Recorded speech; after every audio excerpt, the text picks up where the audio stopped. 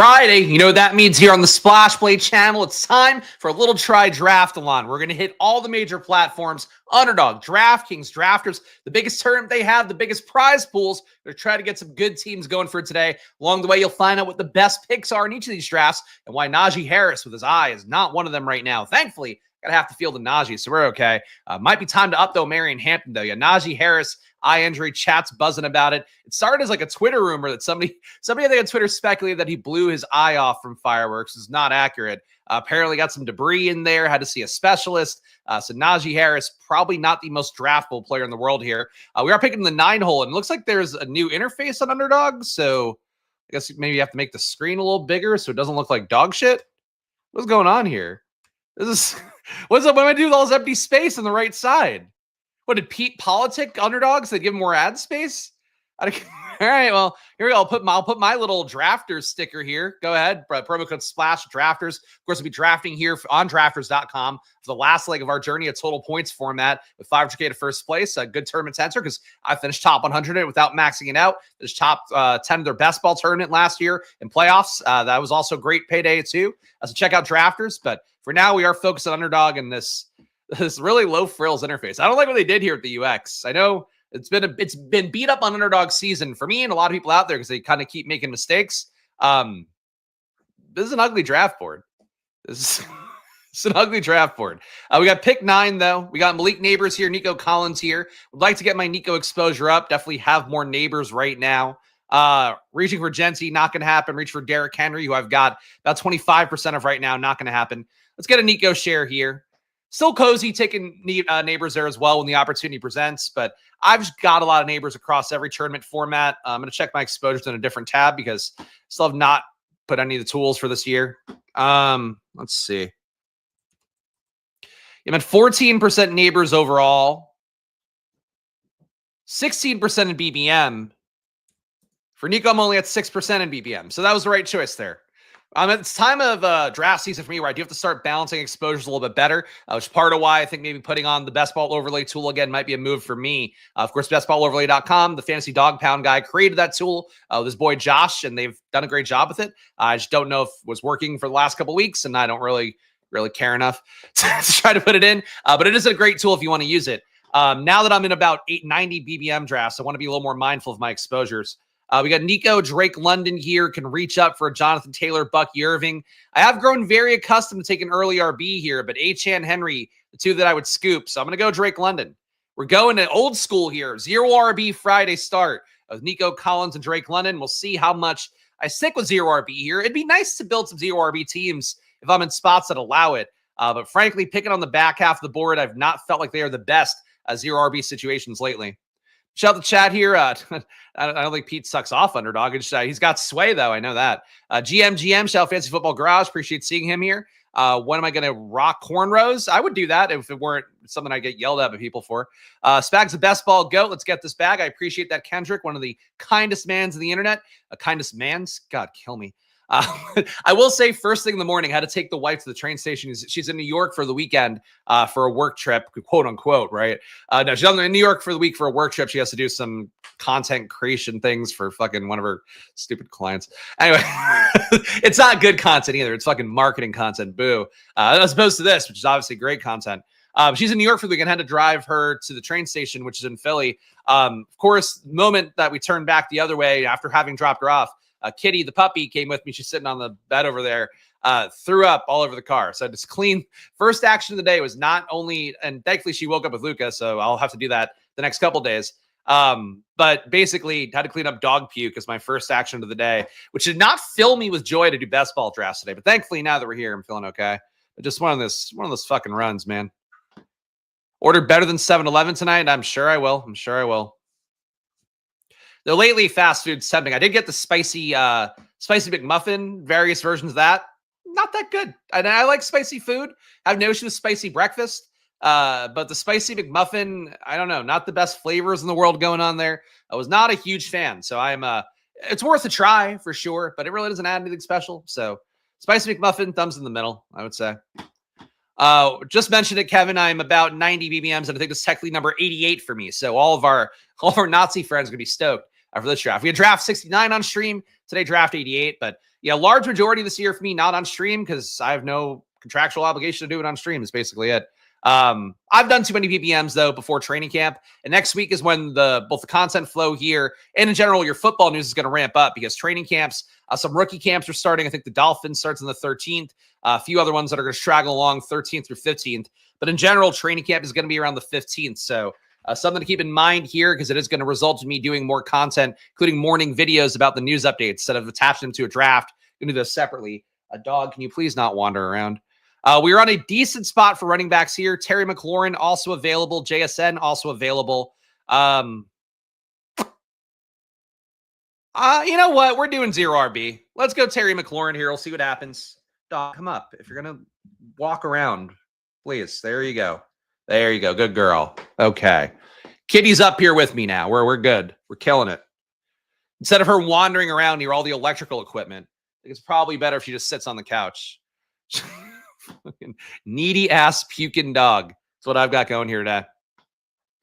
We have 3 wide receivers to start here. Nico, Drake, London, Terry McLaurin. I have to say, I don't think I've done that a lot this year. It's hard to not get one of the top 10 running backs, I think, and feel good about your team in 2025.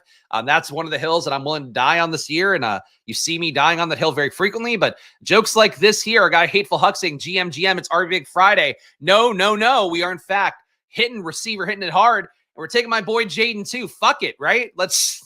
We're throwing caution to the wind. Again, RBs, a lot of great projectable running backs up top.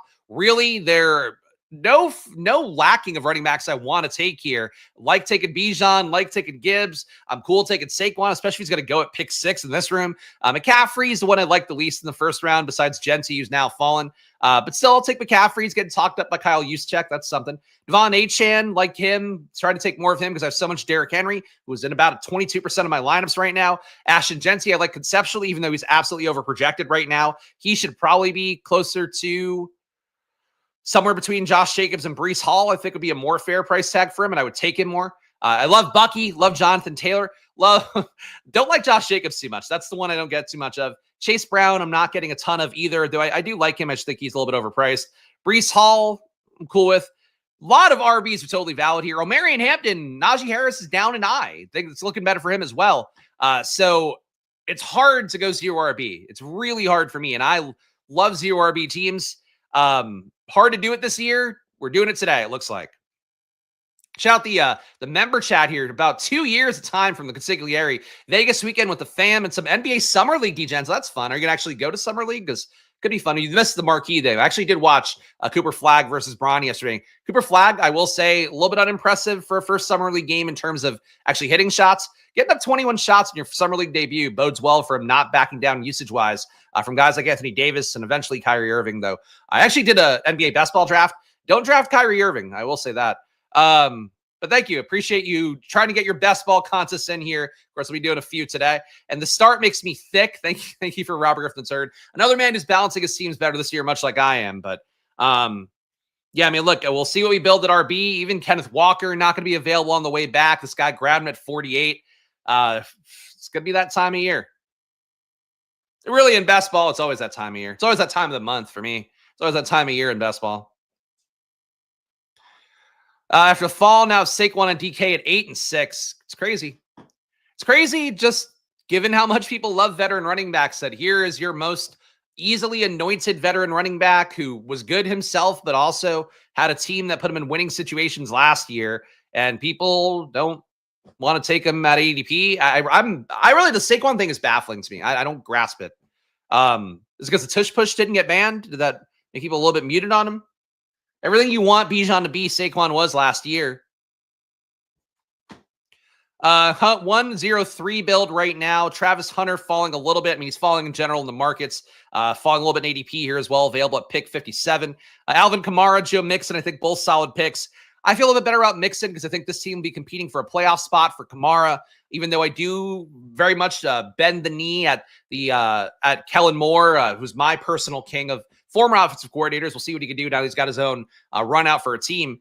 I don't think New Orleans is going to be in the hunt to win a lot of games this year. Houston, at least, should be competitive, should be a team that moves the ball in the area where Mixon can do well. And Mixon, for whatever inefficiencies he has, lack of excitement he brings to the table, put up 21.2 intended touches a game last year. That was with being banged up a little bit at points too. So for Mixon, I don't really care about his foot injury right now. I think he's a decent back to build around here, and we are trying to make it up at RB.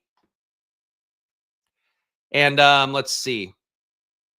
Pick coming up here again. Feels like another RB, but certainly I have flexibility if I need to have it. Debo coming up can get the Washington double.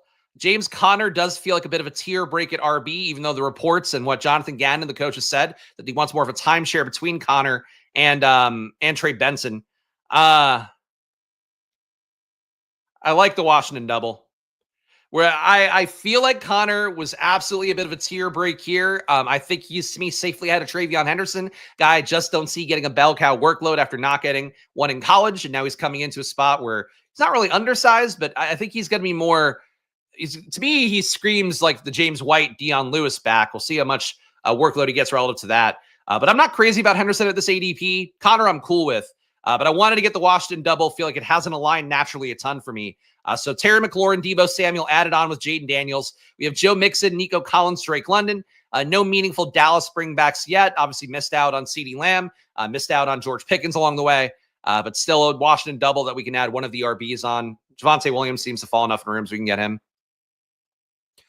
Dalmatian tourney just dropped. Oh, there you go. I'm not sure what I'm going to do with my exposure down the home stretch because I've been doing all the sidecar tourneys. I've done all your Dachshunds, all your Schnauzers. That's where I'm doing all my slow drafts. Currently, I have about 60 slow drafts going between them. I tacked on 10 puppies into that grouping as well. Probably not going to max the puppy, but I assume they're not going to do more cheap sidecar tournaments at this point, unless the puppy fills incredibly fast, which I guess is possible, given how much the lower bankroll users have been really clamoring for that on Twitter. Let's say in the kindest way you possibly can. So I don't know. I don't know how to handle your underdog outlay besides I got to get my BBMs done and then see what I'm going to do for the Millie Maker and for Drafters tournament. That's where I'm at. How many TDs could Henderson actually score at the 5-6 turn? That's why I'm out. I mean, I don't think a lot. I think with Ramondre in particular, you have a guy who should be the goal line back there. Ramondre is also a guy that's been trusted a lot in third downs, pass protection stuff. Frankly, has always been a guy that catches a decent amount of passes. I think that for Ramondre, and it's not like he's a great pass catcher. He's not like one of those your J.D. McKissick's historically types where it's he's going to get you sometimes 7 to 10 targets a game, but he gets enough. I'm just still not really sure what meat is on the bone for TreVeyon Henderson. I expect the team to run a lot with it being a Mike Vrabel team that should kind of recenter around a defense for the most part. But yeah, I think to me, and it's the theme that we've talked about since basically January, the rookies for the most part are all overpriced. For Marion Hampton, you're now getting the bailout that Najee Harris might not be available for training camp, might be behind the 8 ball, and that means Hampton could probably earn more workload right away. I think that for a lot of the other rookies, though, you have real big questions. Like Caleb Johnson is a logical Najee Harris replacement in Pittsburgh, but does he really unseat Jaylen Warren, who's a trusted commodity there? And they brought back. I'm not sold on that. We're on the clock here with our 1140 build. Could I hit the Atlanta double and just be done and have two of my favorite stacks driving things? But I will go Tony Pollard here. I think it's a little bit more responsible to balance RB at this point. I think if we push RB any further, we're going to be behind the 8 ball a little bit. So Tony Pollard, RB2 behind Joe Mixon feels okay. AFC South lean for RBs. The irony is that the guy in the thumbnail today, if you don't know who that is, and he actually kind of looks like a AEW star, Swerve Strickland, I realized. Not just because of the braids, but they have a similar face, which I didn't know. Tyjae Spears. Tyjae Spears, my most drafted guy across every tournament right now. Love him, but Tony Pollard, still a player I take a decent amount. Tennessee, of course, if you guys follow the channel, one of my biggest bets. And one of my general skills is trying to, catch the wave of rookie QBs actually going to change the culture of his team, make them better. Tennessee is that bet for this year. It's been Stroud, AR, Jane Daniels previous years. This year, it's, I think, a very obvious Cam Ward pick. Really the only rookie that should come in and play pretty meaningful minutes right away, meaningful snaps right away. Jackson Dart could change the culture, but I don't think in the Giants this year that's going to be the case. All right, 1240. Brian Robinson looking like a logical pick for sure, but if he goes, all bets are off, baby. But a classic 0 RB here somewhat. All right, so Mooney goes. That does make the choice a little bit easier. If Mooney were available and it's Mooney versus Brian Robinson, I'd be very tempted to just do the Atlanta double with the Washington double and go, here's my chips with Nico Collins on top. Let's see what we do. But instead, we'll go Brian Robinson here, more Washington lean. Certainly a team that, in my opinion, is going to have these guys, Brian Robinson, McLaurin, Debo, score their touchdowns in different ways. McLaurin, I find it impossible to believe that he doesn't meaningfully regress from the touchdowns he scored last year. A lot of the routes that he got that led to touchdowns last year were routes that should immediately go to Debo's lap. Short routes, slant routes, kind of screen stuff, flank plays, like those are all going to go to Debo, I would guess, right away. So my assumption is that, we're going to have to see Terry McLaurin get a little bit more in terms of the deep shots that he left in the field last year. But I still believe in Washington a good amount. Have no issue going to a 4 or 5-man stack with them. Obviously, Jaden Daniels, one of my biggest bets I've ever made publicly across anything. It's going to be the case again this year. I'm trying to actually get to a responsible way to find 16% in Jaden Daniels across everything, because I realize I don't want to be holding hands with the field on him. Like, I'm not crazy about elite QB in general, but Jaden, I think, has a shot to be the most elite QB because he's the best prospect I've seen according to the stuff I look at. So we'll try to ride that out. Let's give the team a read, though. 1-3-4-0, and I appreciate chats like this. Fucking love the team so far from our guy Chunk the Deuce, even though I don't have any Cowboys on it, which actually would help out the team. We got Jaden Daniels, Joe Mixon, Tony Pollard, Brian Robinson. So pretty balanced RB room despite not getting one of the elites, which is a little bit spooky to me in the current landscape. Wide receiver, Nico Collins, Drake London, Terry McLaurin, Debo Samuel. So a Washington double. Didn't have to reach like crazy to get it. No tight ends yet, so certainly will be in the hunt to be a 3 tight end team here, would be my guess. Let's see what we can do. And obviously, you have double Houston correlation, so would be a logical spot to consider CJ Stroud later if he comes back. All right, one more pick. Frankly, a couple logical selections here, at least on the board right now, depending what Beta G does.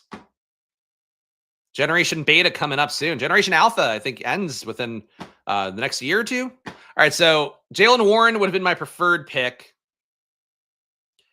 I think Trey Harris gives us a decent Chargers bring back for a potential Houston stack. Tyron Tracy falls enough in rooms. I don't think I need to grab him right now. I'm going to go Trey Harris here.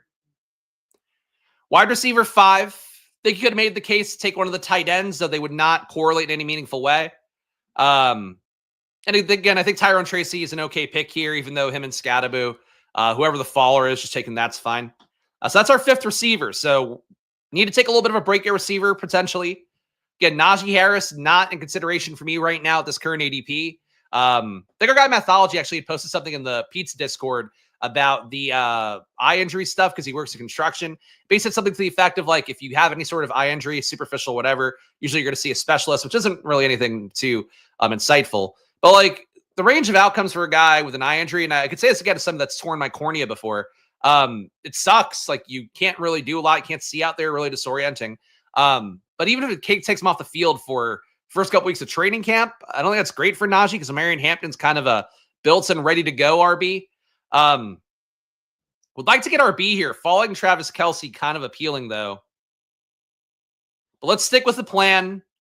Let's go Scadaboo, a guy who I still think is your best shot. If there's going to be a Bucky Irving in this class, I think it's Scadaboo. People would love it for it to be Bashal Tutin because very one-to-one kind of easy thought process to make there. But Scadaboo, in terms of the avoidability, the EPA metrics, again, the stuff that I think makes how we should view running backs, Scadaboo's a more elite prospect than it seems. Wish he had the RAS testing. Neither did Bucky. So that's why Scadaboo's the guy. So team so far is a 1-4-5-0. Taking Travis Kelce, I think, is our one sliding doors mode, but I feel pretty strongly about right now. But Jaden Daniels, Joe Mixon, Tony Pollard, Brian Robinson, Cam Scadaboo. So 4 RBs here, a 0 RB start, I think, relative to the modern ADP landscape.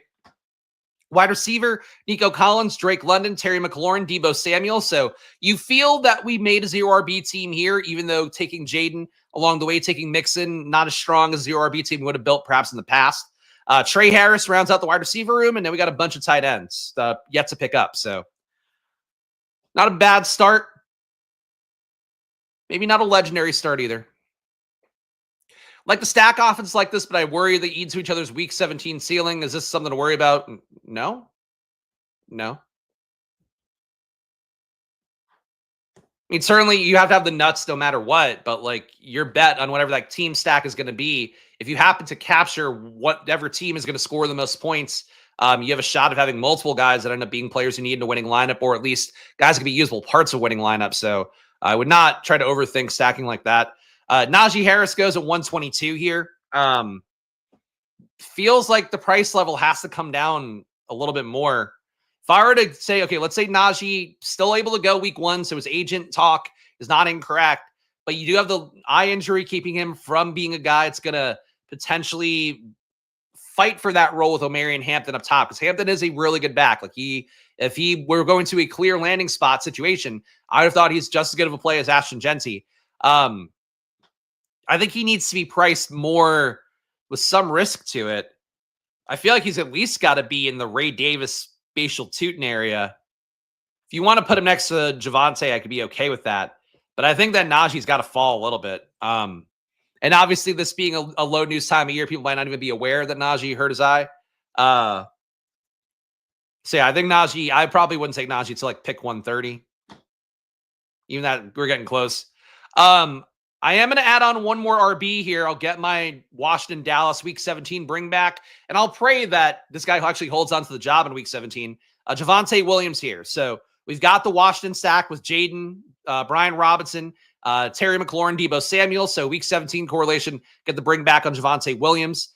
We are still in the hunt for another stack, but I think that makes us a little more solid at RB after going with the 0 RB build technically today.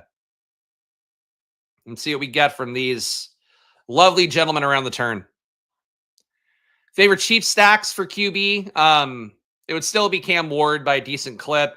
Rodgers you could take now. I think that's not, I mean, that's the most free one you have. Tyler Shuck I take sometimes, though not as frequently as I did. You guys followed last year. Bo Nix I took a lot. We got CJ Stroud back safely, so let's just wrap this up. Stroud is a different buy as well. So Jaden Daniels, CJ Stroud, technically 2 of the rookies I've gotten the most right in the last couple years.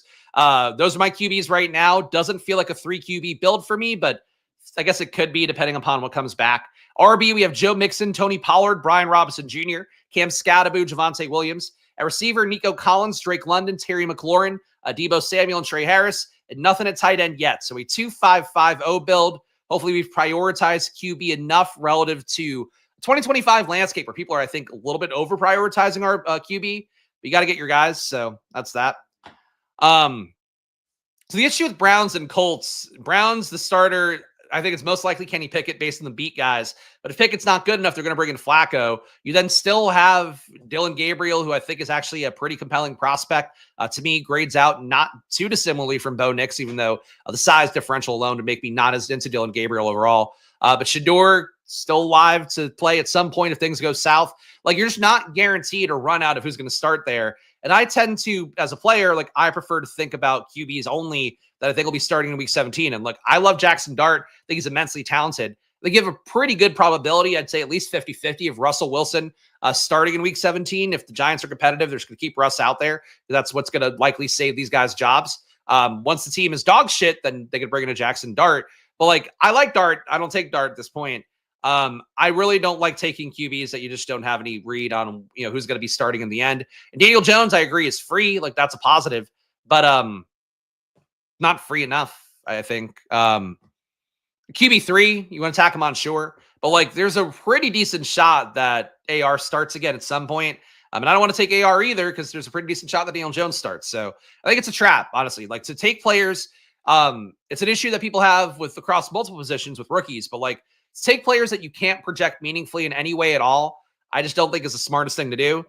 So take players you know are going to start. Don't just try to take free guys. I think it's generally a good move, but follow your heart. Keenan Allen going at 147 here, which I hope that's the ADP rise that occurs because that'll really help my CLV as another one I take at the end of drafts very frequently. Keenan Allen, if he's available in the 18th round and you need a 7th receiver, I think mathematically you should take him probably every single time. He is better than quite literally every other receiver available at that point. He's still 32, going to turn 33, I think, in season, or if not, during the summer. I can look that up real fast. Keenan Allen birthday. We're going to get him a gift. April 27th. No, so he turned 33. So I read an article about him recently that called him 32. I guess he's not 32. But he's 33. Fine. But but I believe he'll get a landing spot that ends up working out for him. At this point here, I think Eckler would be a nice pick. We have the Atlanta correlation here. Could go up and get Kyle Pitts. But I like the 6th receiver being Romeo Doubs. Think that he represents a decent projectable play there. So I'm going to go Romeo Doubs, 6th receiver here.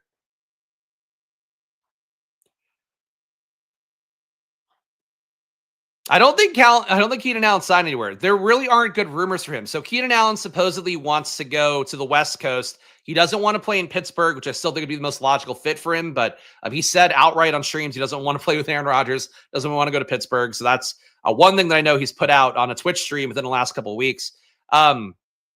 Besides that, I think that the Niners might be a logical fit if Pearsall's banged up and they don't like what they're seeing from the top guys in camp. That one would make the most sense to me.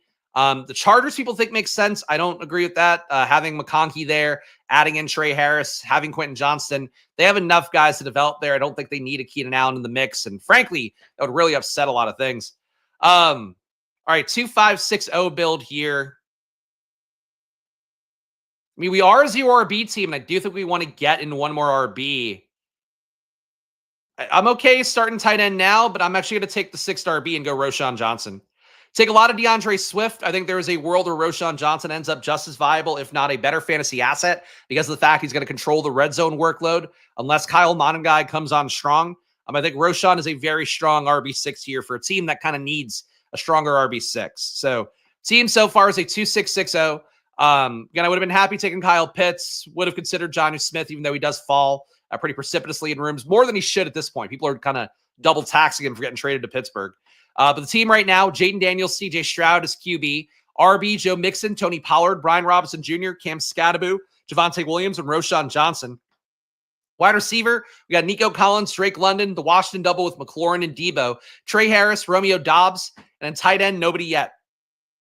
So actually this could be, it's got to be at least a 3 tight end team. Might be a 4 tight end team at this point. So Keenan Allen to the Raiders wouldn't make sense because they have Jacoby Myers there. They're paying him decent money. Myers, they're not playing outside. For any spot that would be a logical fit for, this guy taking 2 tight ends depletes the room a little bit here. He didn't have any though, so he had to do it. Would have liked to have gotten Ertz back, but I'll live without it. So Keenan Allen's got to go somewhere that's got a slot opening and ideally has like guys that the team would like to earn targets, but aren't good enough at earning targets. That's sort of where Keenan Allen thrived last year. So DJ Moore got targeted less. Roma Odunze got targeted less. I think the Dolphins would still be a logical team for him if he wanted to play in Miami instead of California. The Rams don't make sense because you want to be able to put Puka and Adams in the slot a good amount, and Keenan Allen needs to be there the majority of the time. He would love to play for the Rams. I don't think that's an option. I feel like I have to. The Falcons would still make a good amount of sense to me, but I think they're happy with the Ray McLeod, whatever poo-poo platter there. But for a team that's going to gunsling and also be good enough that they could create production for him, I think he would fit really well for Atlanta.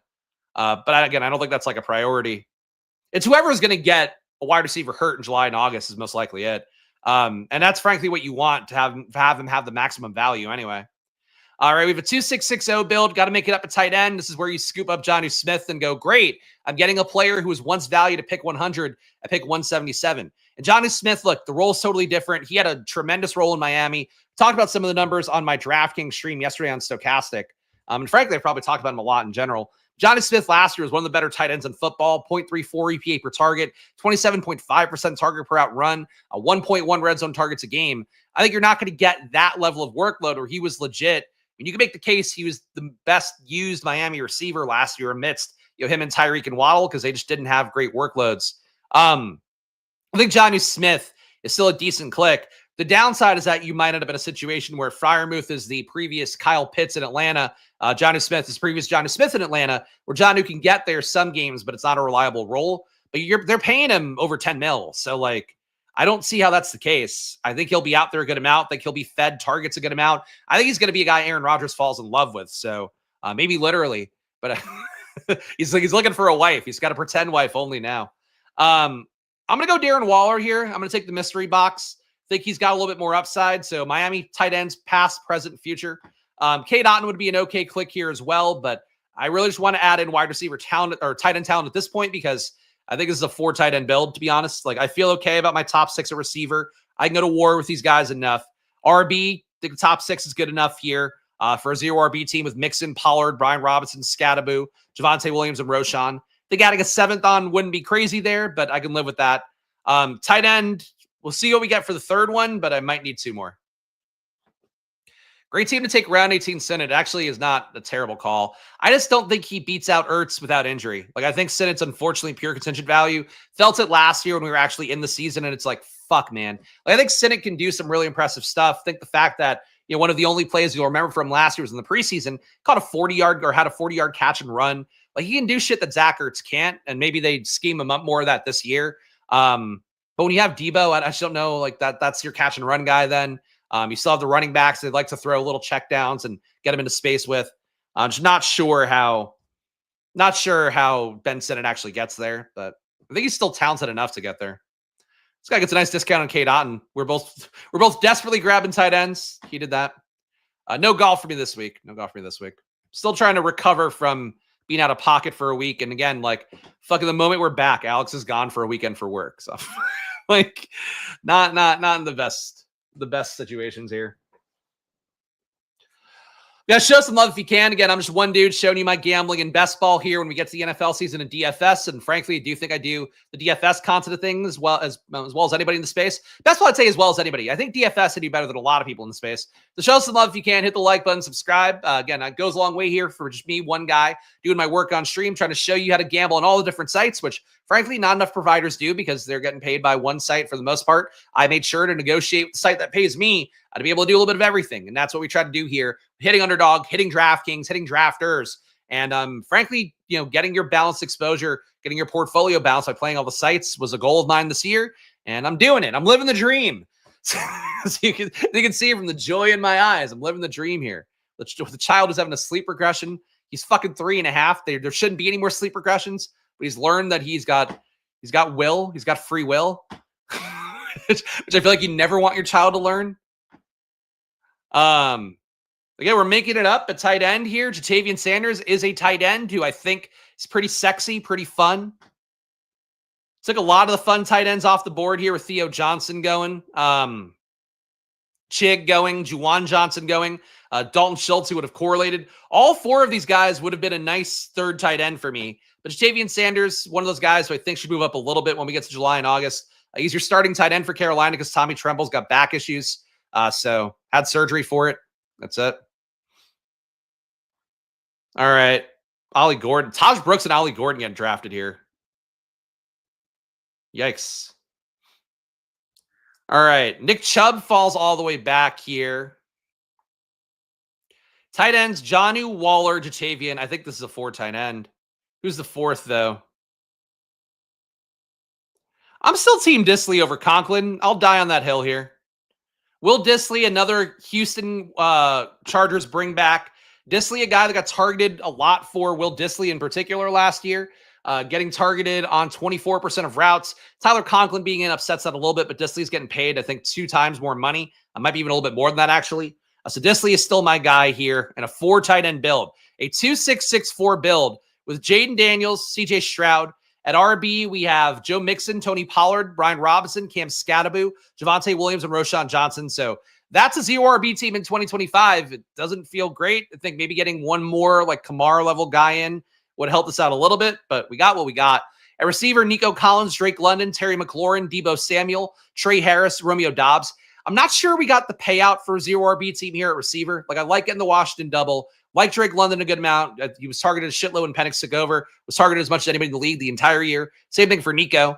So I like the room, but tight end having to add in 4 here. I just didn't feel like 3 was enough. With Jonnu way after ADP, obviously, because he's fallen in every room. Darren Waller, Jatavian Sanders, Will Disley. Team Gatson. Gatson is a pass catcher, but I don't think he's going to be ready to block in year 1 would be my guess. All right, DraftKings coming up next year. Trying to enter the tournament in a different tab. 2 spots available on DraftKings. So the next stage of our tri-drathlon here, a nice brisk 35-minute draft. And again, all bows to Underdog. I'm Chinese. I'm allowed to bow. Thank you, gracious Underdog. Honestly, they're like the Chinese Communist Party anyway, so it works. But they, really love being able to do the short drafts on Underdog. Very appreciative of that. DraftKings, sometimes it does feel like a little bit of a slog, but the payouts are there. The rewards are there as well. If you put in 150 entries, you do get $300 back. So nice rake back bonus on DraftKings as well. And frankly, some of the people that won on DraftKings last year, the guy who won, Chris Cash, actually follows some of my content at Stochastic. I think now he's working for fantasy footballers as well. Tries really hard at this stuff. So kudos to him. I think fellow Chris doing a good job out there. But people, you can win it on DraftKings. Like, you can win. I know we all want to win on Underdog. We all want to be the BBM king. You want Pat Corain to come to your home and give you a little kiss on the head and go, "Welcome to the club." But winning on DraftKings would be just as good. So check out my DraftKings Stochastic streams if you want the most serious version of me doing a DraftKings draft. But here we'll be picking in the 4-hole. We'll do well. JM's in the 12-hole. There we go. Co-ed surfer. You'd be surfing those co-eds. Surfing those Boutine fake auditions that I feel like pop up everywhere on the internet now. I get on my For You page. And I'm like, I'm the least horny on Twitter. I don't need to see girls getting lied to in auditions. But hey, if you want to search them out, knock yourselves out. That is illegal.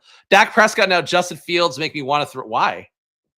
Justin Fields is one of my favorite picks in a tournament this year. When I get sniped, when I have Garrett Wilson and somebody takes Justin Fields, I feel actual sadness. That's that. OM the Great and the 8. All the guys coming out of the woodwork here. I'm glad you guys made it in. We got some new names. Our guys, Rob Griffin the Turd. Chunk could not get in here. Good news, Chunk. You can hit me up on Drafters next for the last leg of our journey.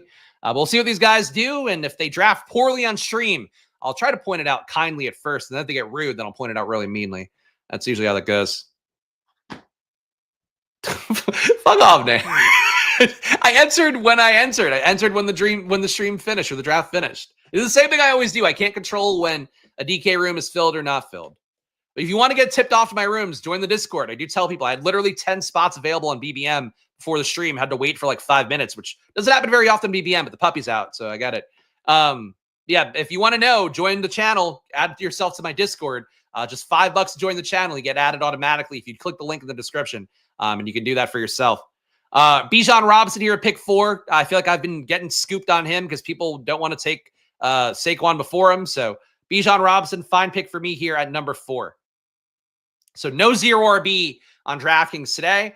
Bijan Bucky, though, my favorite build of all the RB piggy teams.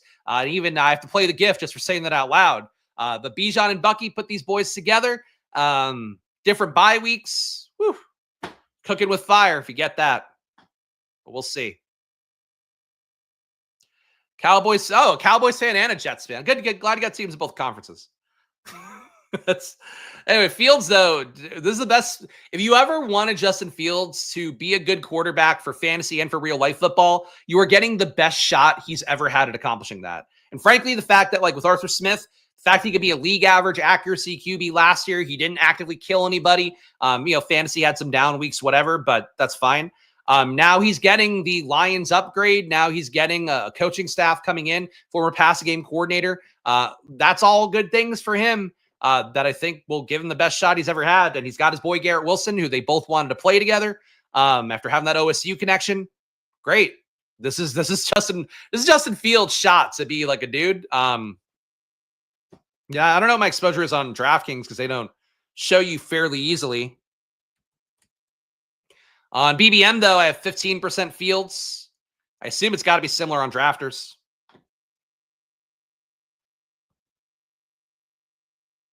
Hey, look, if you're in for a Dallas Super Bowl, I could tell you as a lapsed Cowboys fan, I think that dream is dead, unfortunately.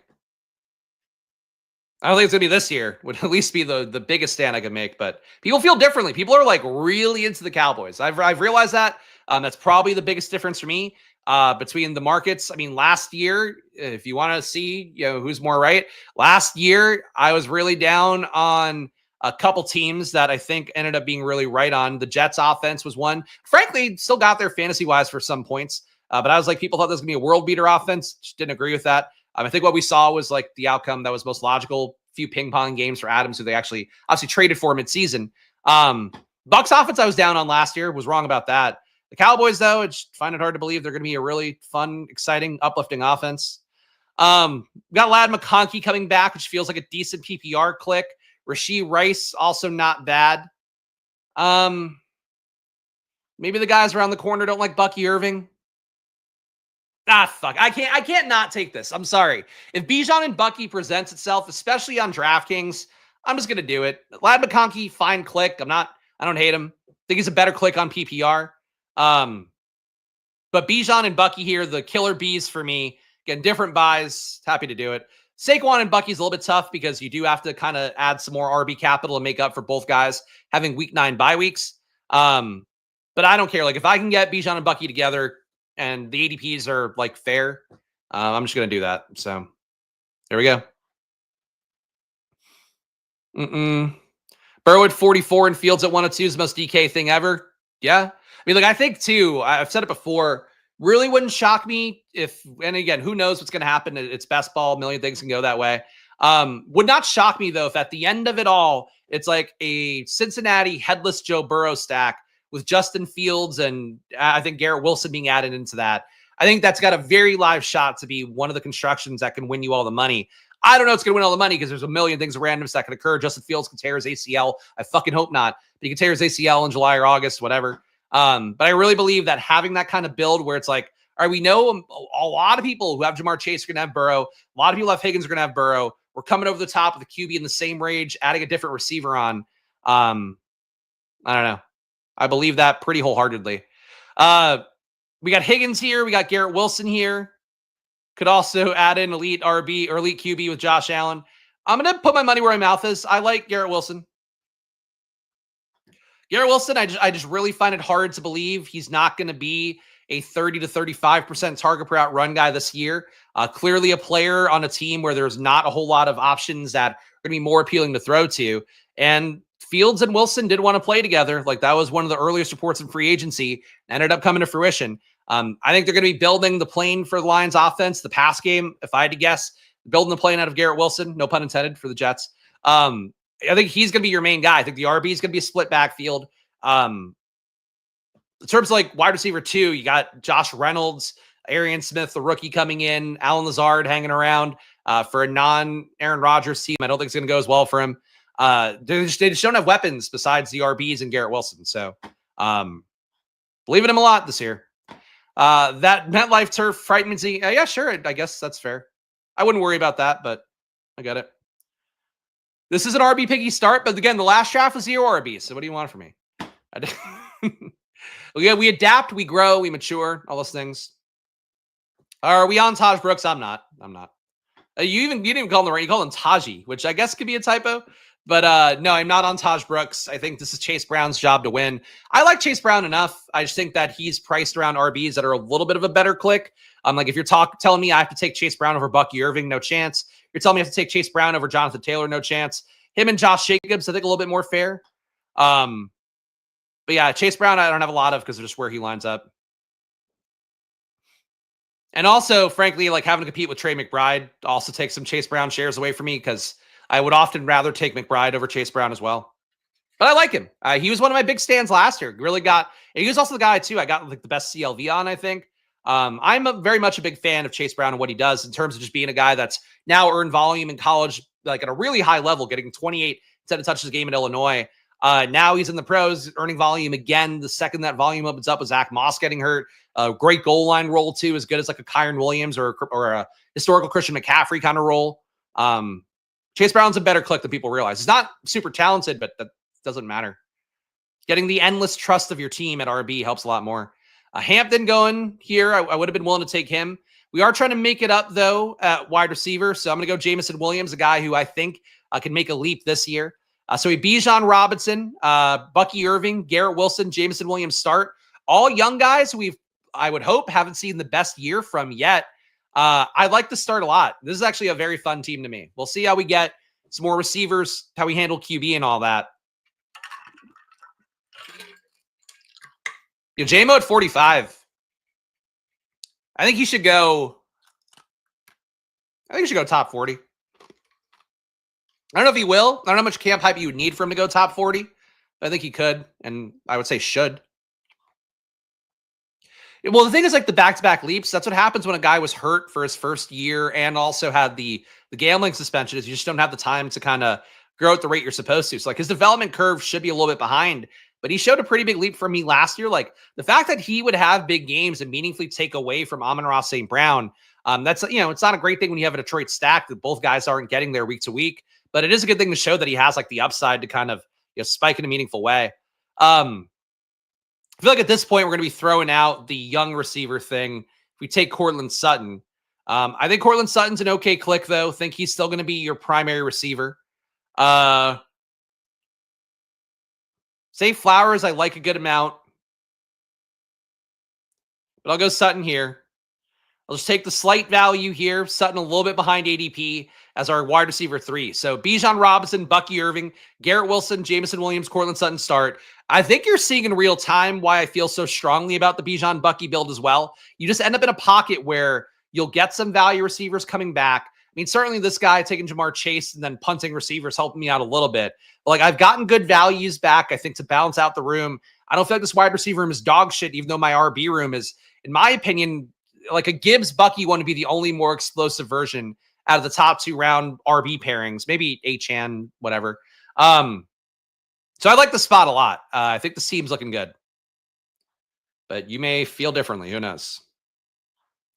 Is there vodka? I do not. I'm not drinking vodka. I did think about bringing the joint in because we didn't. The 420 drafts, I'm going to put a pause on for now because it just didn't add enough views. And my schedule's moving around a little bit. I'm going to mostly be doing the Tri Triathlons at 12 p.m. on days. So I'm going to try to land on Monday and Friday. I think is going to be my goal, but I'm not sure if that's going to start this week or not. But stay tuned. Subscribe to the notification bell. But basically, I thought about bringing a joint, did not do that. The only alcohol we have in the house is like whiskey or red wine, which I'm not going to drink that on stream at 1:50 p.m. Though I did think drinking red wine on stream would be a pretty classy. I feel like I haven't seen anybody in best ball drinking red wine. I'm sure somebody has at some point, but I don't see it. But that's instead you get me drinking water. But I usually in this water bottle try to drink 3 of these a day with water and ice chips.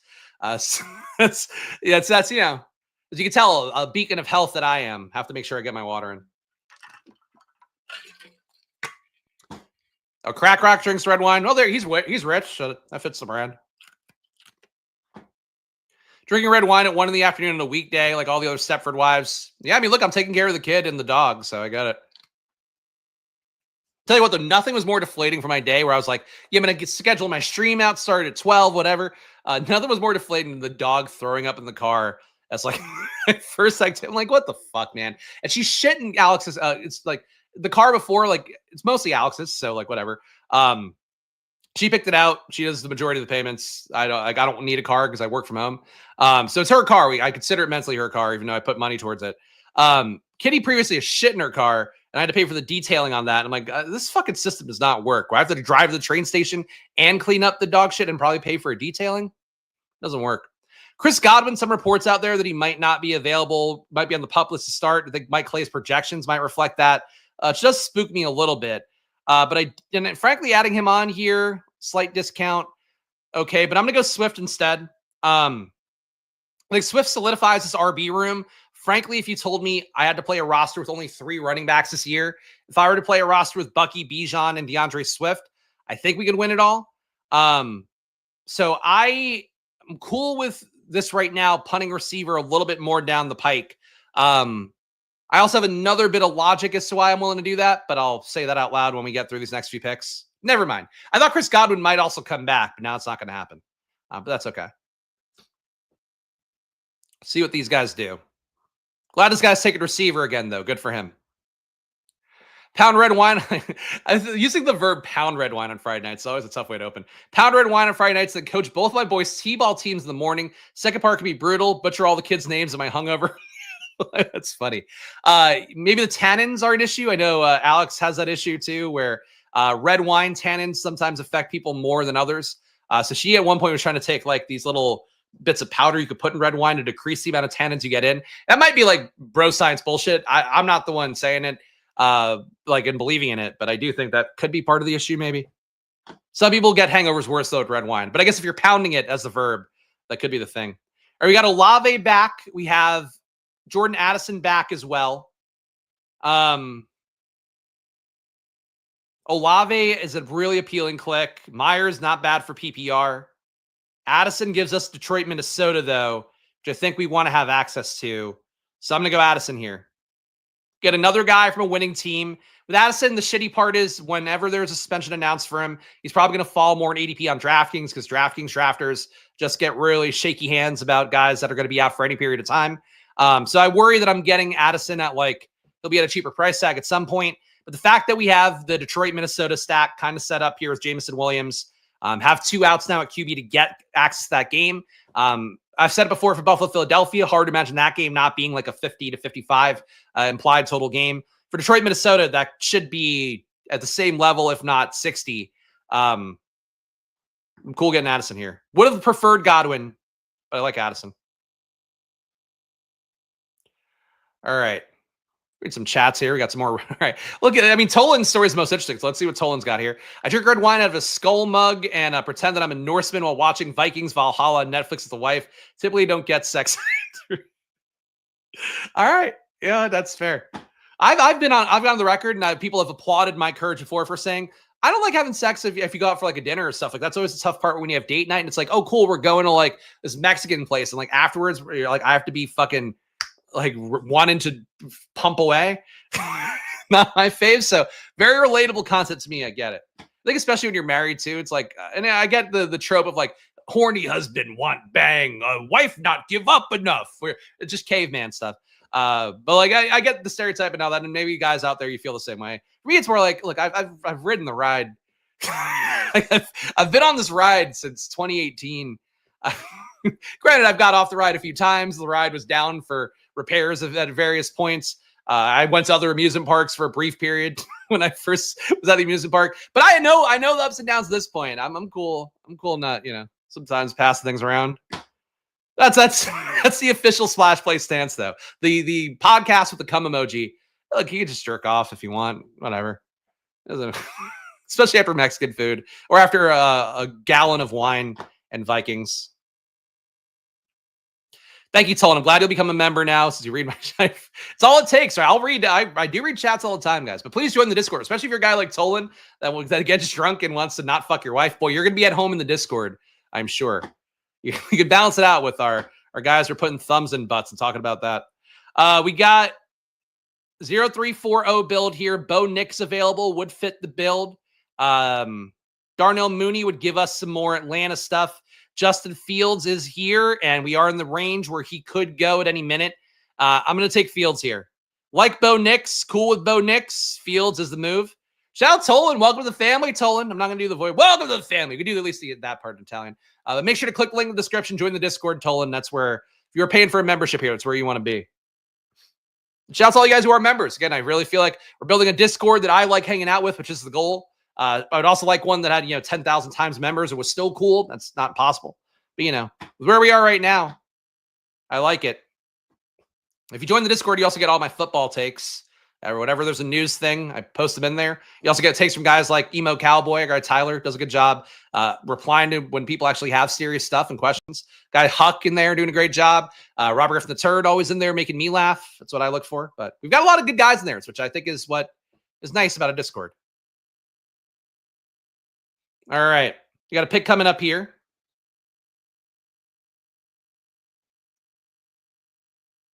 Thought there was a world where we might get Bo Nix back as well, but that's okay. We've got the Detroit, Minnesota stuff if we want to fall back on that.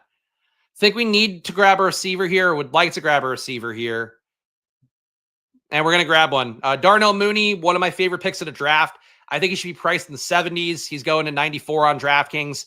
For half-point PPR sites especially, the touchdown upside is huge. I think people don't realize. It's funny because people are really bullish on Michael Penix. People don't realize what he's going to bring to the table, which is just a pure, unencumbered gunslinger QB who's going to get the ball downfield a lot. He'll also, I think, feed Drake London a lot. But if Pitts stays on the team, if he doesn't end up in some weird thing where the team hates him and wants to get rid of him kind of thing, I think he's going to have the best year of his career. Maybe the rookie year might be tough to top. Maybe one of his better fantasy years, second best year of his career would be my hope. But Mooney, I think, is really one that benefits. He did not get targeted nearly as much as Drake London did when they took over. Rather, when Penix took over. And London was a monster target earner all year. I've mentioned a few times on stream, but he's one of the few guys that hit that 30% target route run rate. And we do look for historically as like, this guy's a true alpha. But he had a 31% target route run across the entire year. The number went up when Penix took over and Mooney's came down a little bit. But I think it'll kind of naturally find its depth this year. And Mooney was like explosive last year, put up a positive EPA, 0.33 EPA per target, got 1.4 deep targets a game with a 1.02 EPA on those plays. So like he was lights out when he got targeted downfield. With Penix kind of growing into the role, getting more rope, hopefully not to hang himself, but to be able to take the deep shots. I think he's going to be in a lot better situation. So Mooney, I've said it before, but I should probably say it more. Absolutely one of my biggest stands of the year. Like Tyjae Spears, one of my biggest stands at RB. Mooney, one of my biggest stands at wide receiver by a decent margin. On the year in BBM, I've got Mooney at 24% right now. Across everything, I've got Mooney at 22. So, Team Darnell Mooney here. For anybody who's curious, because we got a few picks, my highest exposed guys right now in Best Ball Mania after we just drafted the 88th team, Tyjae Spears, Darnell Mooney, Lloyd again this year. Nobody above 25%, which I think, again, is maturity. Josh Palmer, Derrick Henry. QB, we got Bryce Young, Kyler Murray, Cam Ward, Jaden Daniels, Justin Fields. Getting up on my Jaden, which is what we're going for.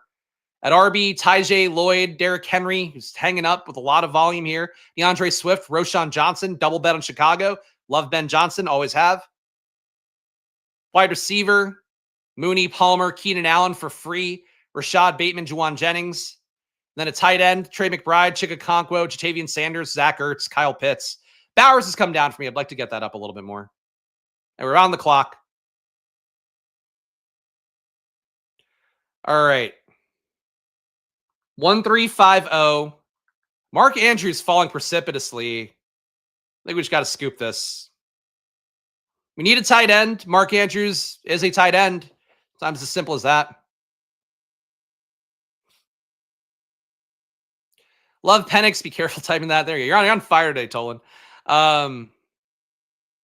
Wife loves Penix too. There we go.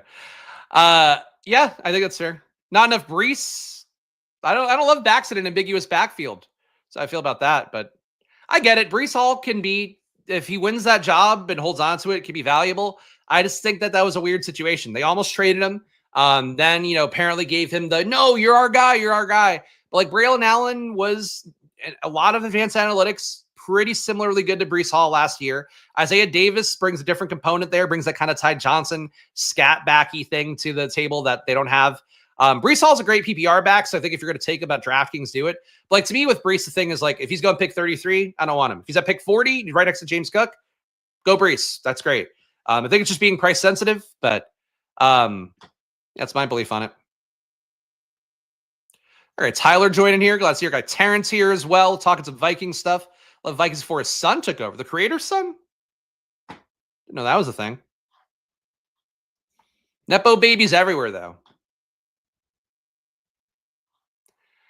Wasn't the trade stuff speculation? It was a thing that it was enough speculation that he felt the need to comment on it, which usually means that there was some smoke there. I think no matter what, if you're assuming that Breece Hall is coming into like this unencroachable role, it just ignores what every ambiguous backfield is and has been throughout the course of time. Again, I think he can win the role, but he shouldn't be priced, in my opinion, shouldn't be priced 150 spots out of Braylon Allen. I think that's foolishness. But bag defending, if you want to make the worst case.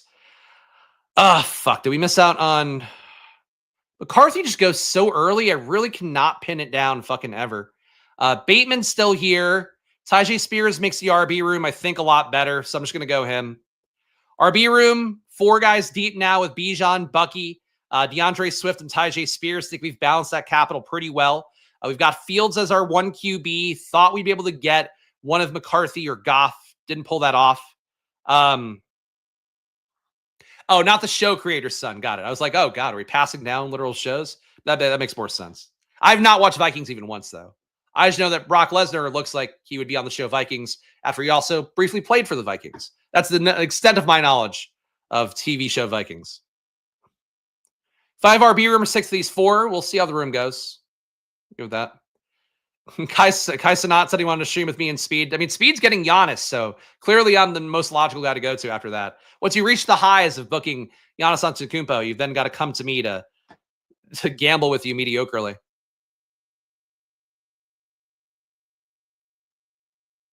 Hey, we got some picks coming up here. Again, guys, if you're watching live or after the fact, show some love. Hit the subscribe button. Hit the like button. Goes a long way for me here. Of course, do join the Discord as well if you're a guy like our guy Tolan. If you enjoy chatting it up with the bros, I think the Discord's a good place to be. And that's really been my goal, is to have a place that I actually want to go to. Like, I don't even say anxiety about posting on Twitter. I just I don't want to post on Twitter. I don't want to hear from people whose opinions I don't really respect that much. From the Discord, it's guys that you know, guys you might know if you're on these streams regularly and you're in the chat. And it's people that I think have, in my opinion, earned whatever respect I can give out to them because they talk about stuff intelligently. Even guys like I'm the KY, who does some batshit things, I think, with his player takes. Still a guy that I think comes about it as earnestly as one can, and that's sort of what I've always wanted my Discord to be. So join if you want. I haven't banned anybody besides the one guy who threatened to kill my child. So that's the internet for you. Because I was mean to the guys on Twitter, the Underdog stands on Twitter. So that guy had to come into my Discord, threaten to kill my child. But you know, it's cool stuff. But you wonder why I only reach a certain level of success. That's why I don't want to be one of the guys always having people threaten to kill your child. What happens once, that's enough. Thanks, guys. I appreciate it. These are logical reactions. You post about that on Twitter, they'll go like, "Well, was your child asking for it? You were pretty mean, so I don't know. That guy probably fair. Did he?" No. What does this button do on desktop? Oh, you can copy the draft board to clipboard. Here we go, guys. I'm going to post my entire draft board in the chat just for no reason. Oh, it's not even doing anything. Oh, there we go. Good job. The tool works. All right. Pick 141 here. I mean, all right, so we lost out on our Minnesota-Detroit stuff. Jordan Love here, 17 picks after ADP, and I've been building a little mini Baltimore stack at this point with Mark Andrews. So Jordan Love, you are my man here. Come on down. Easy value. Does he have a different buy? Different buy than Justin Fields as well. We talked about cheap QBs before. Jordan Love is not cheap per se.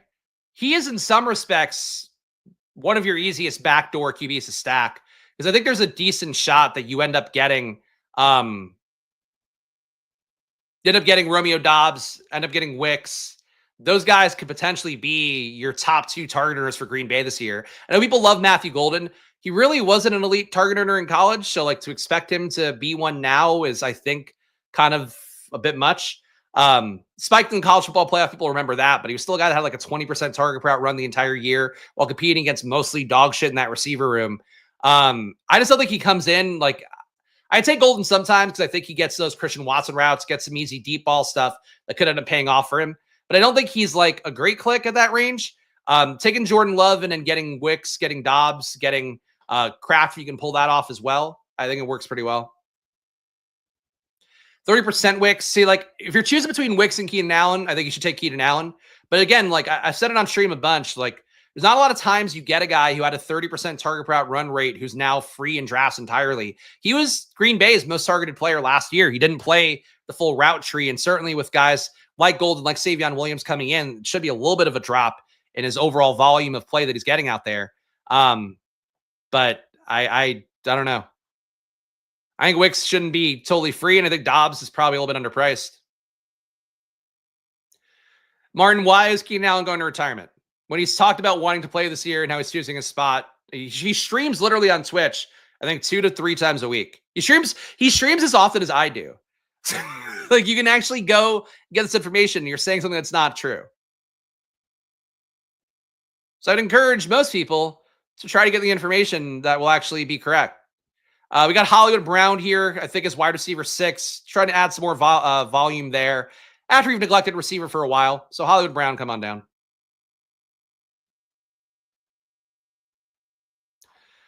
Okay, Martin. Martin, come back when he plays for somebody besides those teams. But okay, you're paying attention enough, then I'll give you credit for that. He did say that, but he's also said other things besides that. So I don't know.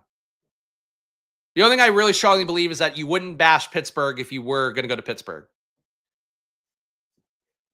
But if Keenan Allen retires, then I'll pay the price for it. That's fine. With what he represents for your potential as a team, whether it's on DraftKings, on Underdog, on Drafters, so you will get a guy who is the one of the highest producing guys in that Chicago room. And frankly, down the stretch last year, he spiked more than players that we take in the top 100. I think you got to take the shot in Keenan Allen. So I hope Martin's wrong here. Martin is high, though. So here we go.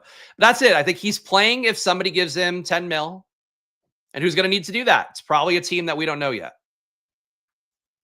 It's probably, frankly, like you could end up with an outcome for Keenan Allen that's incredibly good. I suppose you could end up with an outcome with Keenan Allen where he retires, and that would be shitty. But if you lose your 18th round pick, like I'll tell you a guy I took a lot of last year that ended up getting hurt early in the cycle, and I was like, fuck.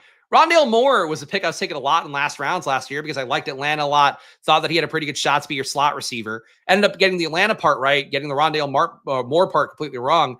You know, it wasn't the thing that kept me from winning was having Rondale Moore. Like, he actually made it on a couple of my playoff teams across various tournaments. I'd rather take the shot. I think Allen signs the team in like a week 4 to week 5. Look, it would be, I think, a shitty outcome if he takes that long. I still think it happens in training camp. But hopefully he's keeping himself in shape. I guess that's the other part of the risk. He certainly was briefly fat, according to a couple photos, videos out there. He could be fat again. He could threaten to be fat any day now. But yeah, Wicks and Keenan Allen, I think opportunities like those two guys don't exist very often. So I still wouldn't put him in every lineup, but I'm carrying 20% Keenan Allen for a reason. Agree with you on Amari, Martin. I think Amari, to me, showed that he's probably mostly done at this point. So I agree with that. All right, a 2-4-6-1 build. Of course, we do have Bijan and Bucky up top, so we're not really jonesing for another RB. Romeo Doubs does come back, so I think that's an easy click here with our new Jordan Love stack. He'll be our 6th receiver or 7th receiver on top here. And I think taking one more RB would still be a prudent move, but don't think we have to do it yet. Could Dallas be in play? Tell you what, that would be awful for CeeDee Lamb. I already think CeeDee Lamb is in not as good of a situation as people think because of Pickens being there. Like, that's a guy you now have to force feed 5 targets at least, probably more like 8 targets a game would be my thought if you are going to, have him as a functional part of this offense. If you add in a Keenan Allen, and like CeeDee Lamb is not as good out wide as he is out of the slot. I think he can play it if he needs to, but it's like not going to be his most efficient spot. I think that really starts to get real gross for CeeDee Lamb. So I don't think it's a fit, but could it happen? Sure. All right, so Algier's still hanging around. He doesn't really make sense with Bijan. Roshan hanging around. He doesn't make the most sense with Swift, but you could probably play those guys together if you wanted. I am going to go Braylon Allen here, though, because he fits the Jets running game here. I said before, I feel pretty decently about the idea of taking Braylon Allen over Breece Hall, at least in terms of, these guys at ADP, where you get one guy for free, the other guy is not for free at all. But I feel pretty strongly about Braylon Allen being a great RB4 kind of bailout normally here. For him as RB5 in a room where we should mostly have Bijan and Bucky making the roster every week, I think this is a good ad. So team so far is a 2-5-7-1 build. We're going to probably do another 4 tight ends here because that's gotten comfortable for me. We've got Justin Fields at QB. I can scroll up right. There we go. Bijan Robinson, Bucky Irving, Garrett Wilson stacked up with Fields. Again, if you have Fields, really think you want him with Garrett Wilson. There's going to be a lot of naked Fields out there, but the true upside for Fields, both season long and for a one-game spike kind of situation, is him having a receiver like Wilson to put up 150 yards, 2 touchdowns with him and have that outlier day. I really prefer to get Garrett Wilson in my Field stacks. Jameson Williams, Cortland Sutton, Mark Andrews, DeAndre Swift, Jordan Addison, so a little mini Detroit, Minnesota stuff. Darnell Mooney, Tyjae Spears, Jordan Love, Hollywood Brown, a mini Denver KC thing. Romeo Doubs, part of our Green Bay Baltimore correlation with Mark Andrews and Jordan Love as well. And then Braylon Allen. So we've got week 17 correlation. We definitely need more at tight end. I'm not going to argue that, but I think we'll be able to pull it off because you still have like 10 starters at tight end left. They're not the sexiest clicks, but combined, they could put together the projections, these scores of a mid-tier tight end. And frankly, I like guys like Evan Ingram and all that. But like, if you told me that 4 tight ends beat out the Evan Ingram tier frequently enough, really wouldn't be shocked by it. Mason Taylor safely comes back 6 spots after ADP. So he'll be our second tight end off, part of our Jet stack that we're building out. I guess I didn't get any New England bring back. So we technically don't have a Jets game stack. We just have a Jets stack. New England at this point, you're talking taking like Polk or Javon Baker types. So probably not going to get a New England bring back would be my guess. Agree, Braylon Allen's underpriced like crazy. I have a ton of him. Trying to click Breece a little more. I mean, that's the thing is like if you're taking a lot of Braylon Allen and you feel like he's the click, you want to make a bunch, naturally kind of forcing your way to more Breece Hall would be a logical thing to do. Again, I really like Breece's price at 40. I just think it sucks when he's going at 30. It feels like a real like kind of niche critique to have for a guy. But like I think it makes your teams appreciably better to take Breece at 40 instead of right at ADP, and he falls there enough. So that's been kind of my approach. I just think he's really, to me, like 1-to-1 value with James Cook. Where it's like, it's really the situation similar where James Cook's going to be your lead back. The team likes him. Like they've treated him like a lead back, but there's going to be spots where the other backs come in, take some work away. Certainly it's an ambiguous backfield for the Jets. So they could like love Breece Hall, give him 30 touches. Theoretically, I'm not buying it. But I think what ends up happening is that Breece Hall ends up being a lot more like James Cook, where he gives you some spike weeks, some touchdowns, probably not 16 touchdowns in a year. We'll see. All right, we have a 2-5-7-2. And we want more at tight end, though tight end, there's still going to be plenty to hang around. I think Diami Brown is too cheap. I'm going to grab him here. 8th receiver, we could still make a 4 tight end room. I mean, easily can still make that happen. Don't really think we need more at RB. So that's the team we have right now. 2 tight ends. 2 more coming up. Do you think you could get away with only drafting 1 dog tight end? So like, okay, superstar tight end. You can't leave out the one who's like, I think the best tight end, McBride. McBride is my highest exposed guy. But no, I still wouldn't draft 1 tight end. You want to give yourself outs like McBride. One of those guys can get hurt in week 4 to week 8, and then you're just losing, putting up 0 after 0 after 0. It's not where you want to be. I wouldn't sweat having 2 tight ends the same bye week necessarily. Because like you could very easily have a tight end week where like both guys score 0 because one's hurt. The other guy is just a mediocre tight end that week, which happens a lot at the position.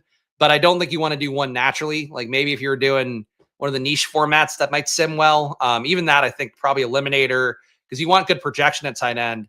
You probably still want 3 tight ends for Eliminator on Underdog. Maybe weekly winners, 1 tight end would be okay. Because then you can capture your team's true upside when Bowers is a tight end 1 in a given week. Kittle's a tight end 1 in a given week. I could see that, but I still wouldn't do 1 tight end too frequently. I think the window for Breece being legendary is quickly evaporating. We're now looking at a couple years of his stats being, I would say, pedestrian. I mean, last year, negative 0.09 EPA per rush, negative 0.03 EPA per pass. I know people don't sweat EPA as much as I do, but like, you're not a star if you're putting up negative EPA numbers in both categories. He got targeted 23.8% of the time running a route, so 24, that's fine. Combined 2 red zone opportunities a game, 1.4 red zone rushes, 0.6 red zone targets. That's really not great work. With Tanner Engstrom coming in, I would think that he'll be a guy that does feed RBs more, so maybe Breece gets it closer to 3 this year would be the hope. But he's not, I don't think he's going to be a 5 red zone opportunity back when you have Braylon Allen there. And like, that's why you have the big young back, is to give you that, goal line push. I don't know. Like I've been down on Breece a couple years. I feel like I got it right last year. People are going to go walk off the cliff again. I don't know. So follow your hearts. Juwan Johnson here for tight end 3. That feels pretty good.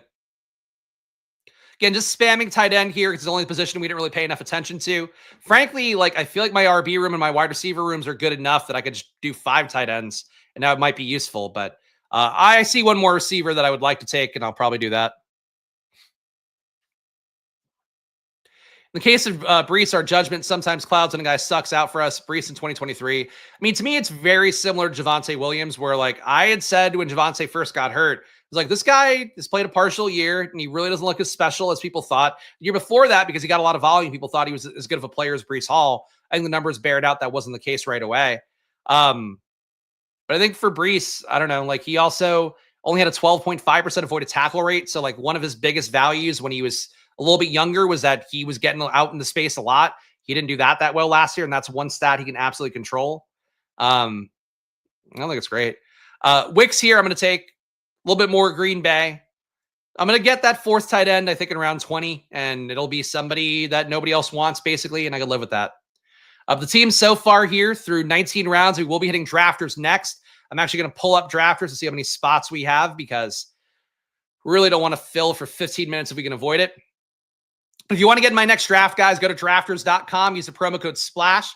$100 deposit match on there. Of course, their big term is the Best Ball Championship. $20 entry fee with $500K to first place. But they also have a smaller tournament as well if you are one of the people that's jilted by Underdog, taking a while to get the cheaper tournaments out. You can play the Best Ball Championship, which is the mini one on drafters, and that's $3 entries, 150 max on there with $25K to first place. So good stuff for you on drafters. Check it out. I'm actually going to enter the room now because looks like there are only 4 spots filled. So we'll hit this one the second the DraftKings draft ends, hopefully. We had 7 spots available on drafters, guys. If you want to hear, here's the proof. So let's fill this room, finish up DraftKings. We'll call it a day on the Try Draftalon. This Toyota-thon. Show some love if you can, guys. Subscribe down below with the like button. Leave a comment. I'll be doing these drafts where I'm hitting every platform twice a week. Later on in the summer, my goal is going to be 3 times a week. So we're going to be on stream a lot here, hitting Underdog, hitting DraftKings, hitting drafters, all the big tournaments, trying to win that money on a stream ideally. But frankly, my goal this year is to rob the best ball bank and come back next year, having used a lot of promo credits at Underdog, having used some split entries with Stochastic, having used my drafters deal to win all the tournaments. That's totally possible. I think we figured out that was like a 1 in like 800 million chance, I believe was what the math worked out to be. But I'm that 1 in 800 million. You look at me, you know that right away. Do hit all 3 holes in one sitting. That's true. 2 spots left on drafters, guys, for the next one if you want to get in. If you want to get in that sack with me, that draft sack. Oh, man, all the good tight ends are gone. And by good, I use that term pretty liberally. Cole Kmet, still in a rotation, still involved. Arroyo, there's some chance they could cut Noah Fant, I suppose. Save some money, but I'll go Cole Kmet here. The final team, we got Justin Fields, Bijan Robinson, Bucky Irving. Again, if you get a Bijan Bucky start, maybe I didn't nail this team as perfectly as I could have, but I think this start really gives you a lot of flexibility to do different stuff. And obviously missing out 2 rounds of receivers is pretty tough, and the elite tight ends, but I like the Bijan Bucky start more than any other start there is in a tournament to have. Garrett Wilson stacked up with Justin Fields, Jamison Williams, Cortland Sutton here. Mark Andrews got him as a nice value. DeAndre Swift as well. Jordan Addison, part of our mini Detroit, Minnesota stack that has no QB. Darnell Mooney, part of this team. Part of my Atlanta stack that has no QB. Tyjae Spears, Jordan Love got us a nice value. Hollywood Brown on top of that, technically correlated with the Cortland Sutton pick. Romeo Dobbs, part of our Love stack that we got for cheap. Braylon Allen, Mason Taylor, Diami Brown, Juwan Johnson, Dontavian Wicks, Cole Kmet. Look, the player takes within the lineup can certainly go askew, but like this is a deep team. The team, I think, has no real positional flaws besides just kind of rolling the dice with volume at tight end. The Packers back stack, I like a lot as well. I agree with that. I think the team's good. And we got 1 spot left on drafters, guys, so please fill this shit, and we can call it a day here. Of course, drafters, this tournament, $500K to first place is the big thing on here. I have finished top 100 on drafters on stream before. We're putting only 30 entries in 1 year. I finished top 10 in playoff best ball. We're putting only 3 entries in on stream last year. Really, again, DraftKings, I do streams for on Stochastic. I like drafting on DraftKings. If I were to take all the money I had and put it into one site, I'd probably put it in drafters because I think you're going to compete against the shittiest rooms and also have the biggest upside for a payday here. So let's play on drafters, see what you get here. Full point PPR, 20 round total points format draft. And yeah. I get a lot of CLV on drafters too. If you go on the Best Ball Explorer tool, which is one of those things I'd recommend doing, if you are like me, you've gotten a good amount of drafts in, bestballexplorer.com. It's a free tool by the Establish the Run / the Solver guys. And the Best Ball Explorer tool will tell you what you're doing on drafters, how much above the field you are on guys. Same thing for Underdog. For DraftKings, you have to use a different Chrome extension, but it's worth doing it for that as well. Good thing to check out for yourself. Whoops here is ready to come. Please. I think Whoops must be a Splash Play viewer, would be my guess. M the Great was in our last draft, so he's in here. I am the KY in here. Everybody else, I'm not sure. I'm not sure who's in the room and who isn't. But let's see what we get. And frankly, by DraftKings draft standards, that one is pretty fast. So shout out to you guys that were in the room. That was like a 45-minute draft. We're making great time today. I feel like a dad on a drive for vacation. We can't stop. You can't go to the bathroom now because we're making great time. Let's keep it up for this drafters room.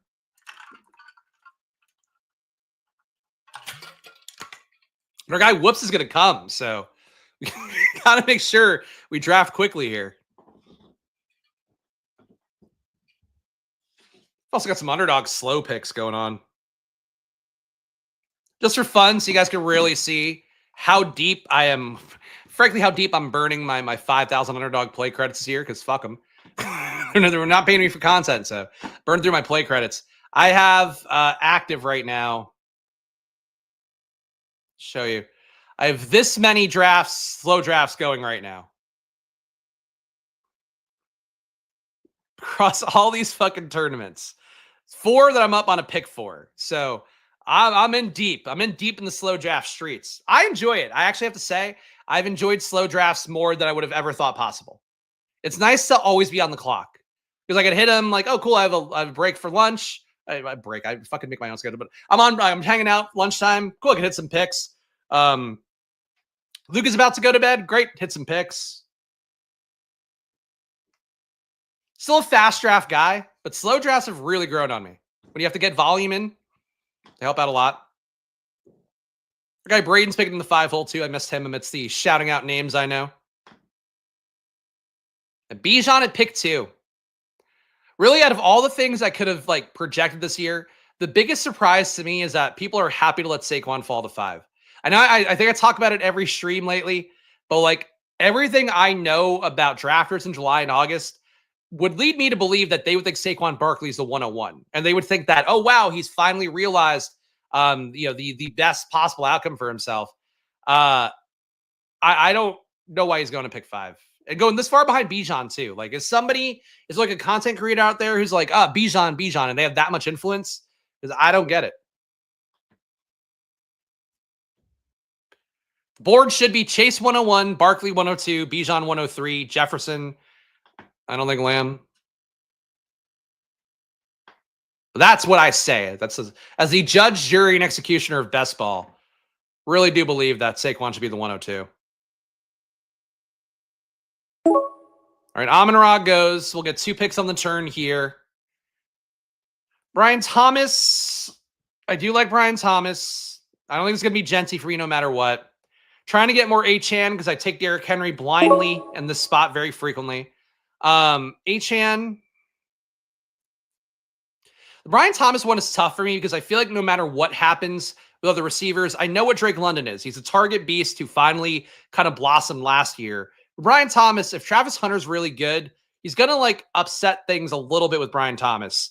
I'm going to take Brian Thomas here, but I think this is one of those decisions where we've all felt really comfortable clicking Brian Thomas in the same spot all year. But now he's got a receiver that at one point was top 40 ADP wise alongside of him. Now is still, top 55, top 60 everywhere. If Travis Hunter is middle outcome good at this point relative to ADP, he does hurt Brian Thomas's projection a good amount. And I say that as a Brian Thomas believer. I was really above the field on him in every format last year, pre-draft, post-draft. But I feel like this Brian Thomas click could be a little bit regrettable when the year goes on. We'll see. On drafters is a better argument for Saquon than DK or Underdog, but still have Gibbs and Bijan before him. The PPR. The thing is, there's just nobody that takes work away from Saquon. Obviously, Hurts himself does. I get that conceptually. But like you have guys that actively take work away from Gibbs. Like even though Gibbs was great per game last year, you also do have a new offensive coordinator coming in. They might not use Gibbs as 1-to-1.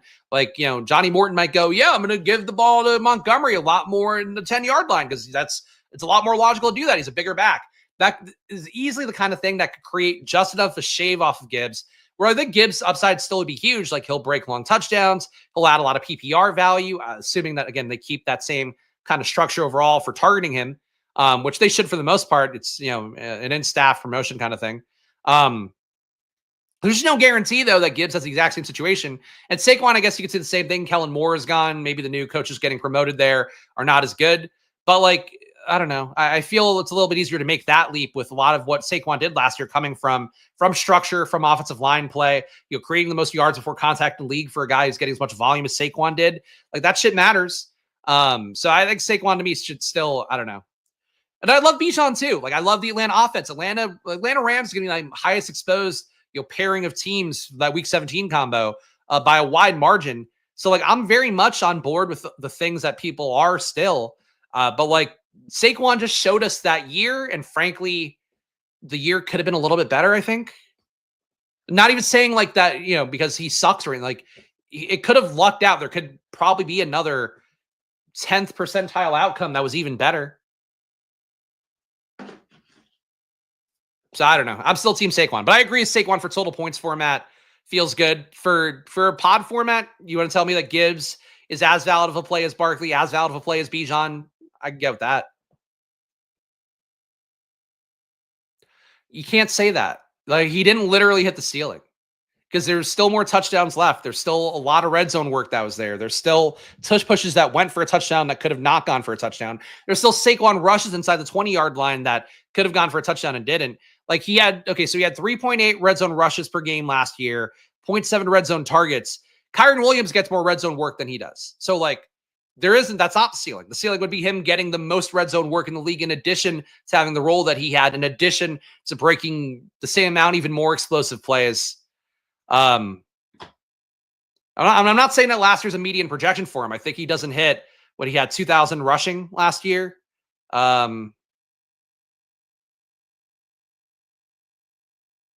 This is an average. Well, he averaged 125 per game. Jesus Christ. That includes the postseason too. I don't know. I think sometimes people look for a reason to rip the guy that had perfect outcome for things that were entirely repeatable, controllable. And I think this is one of the years people are doing that. And I don't think they should. In fact, people are making me into a Saquon defender. It's one of my least favorite outcomes of 2025. We got to take one receiver here, I think. Mike Evans feels like the click for me. And Breece Hall, again, going late 30s with James Cook off the board, with Kyron off the board. Actually, no, James Cook. Well, James Cook has fallen to 46 here? Ooh, okay.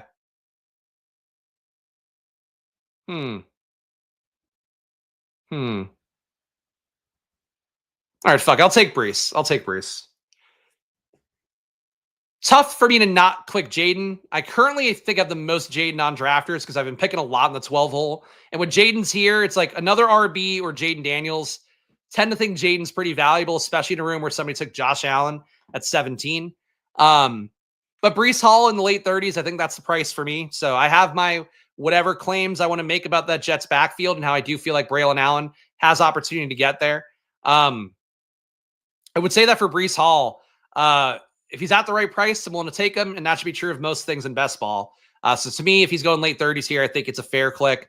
I do think James Cook, if he's going to go late 40s on drafters, he is a better click, but I had no shot for James Cook to come all the way back. So that's how that goes. Yeah, KY, thanks for passing on Jaden. I'm sure that's true. Again, total points format, who does more for me, Breece Hall or Jaden Daniels? It is probably Jaden Daniels. So that could be a bit of a mistake. 7 runs of 40-plus yards last season, 2 of 30-plus in previous 2 seasons. That's not the entire year. You're citing one stat and saying that's the reason he hit a ceiling. If anything, it could just mean that he would have then more PPR points in addition to breaking 4 10-yard runs. I don't think you're viewing it correctly, Consigliere. I appreciate your 2 years of time here. I just think you're looking at it in a very narrow viewpoint of things. That's not necessarily accurate. Like, yeah, there's volatility on long run plays. That's true. But it also is, yes, like more yards for contact. Like, I can't be more clear about that. Like, fantasy points, I think, is the only one that has that stat. I mean, PFF might have it, but I don't pay for them anymore. Nobody else had that stat, and like he was the king of that stat. So like, yeah, he did really well last year. He did well with the volatile plays, but that doesn't mean like he's going to get less volatile plays because he's on a better team that generates the opportunity to do that more. I think there's a logical fallacy in that, but whatever. You want to fade Saquon, go fucking nuts. I don't care. It's your money. You pay me to tell you the thing that I think or you watch the stream, you're to think that that's the case. If you could do whatever you want as a flip side of it. I just wouldn't fade a year where it's like the guy himself was rock solid. The team did everything on an underlying metric to get him in position to be the best version of himself. Why fade that? Just because you want to click a new toy? I think that's fundamentally what it is. I guess Gibbs, you can make the case we haven't seen a ceiling yet. That's maybe the one thing. Good concept to snipe you. I mean, McLaurin, if you lose Jaden, that happens. But I'm glad to give you Jaden today. Somebody else get a taste of Jaden here. All my holes are filled with Jaden for the most part. I'll get my 16% Jaden everywhere, and that's fine. I think on drafters right now, I might have like 18 or 20. Let's see. I'm checking another tab. Exposures.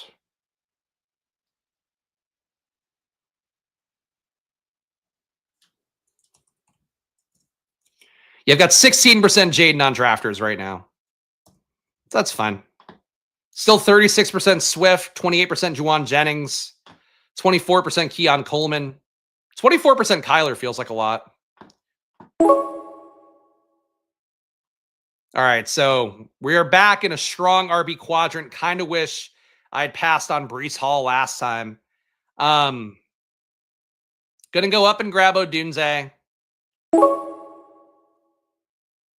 James Conner. I think Joe Mixon is, in my opinion, a better click than James Conner.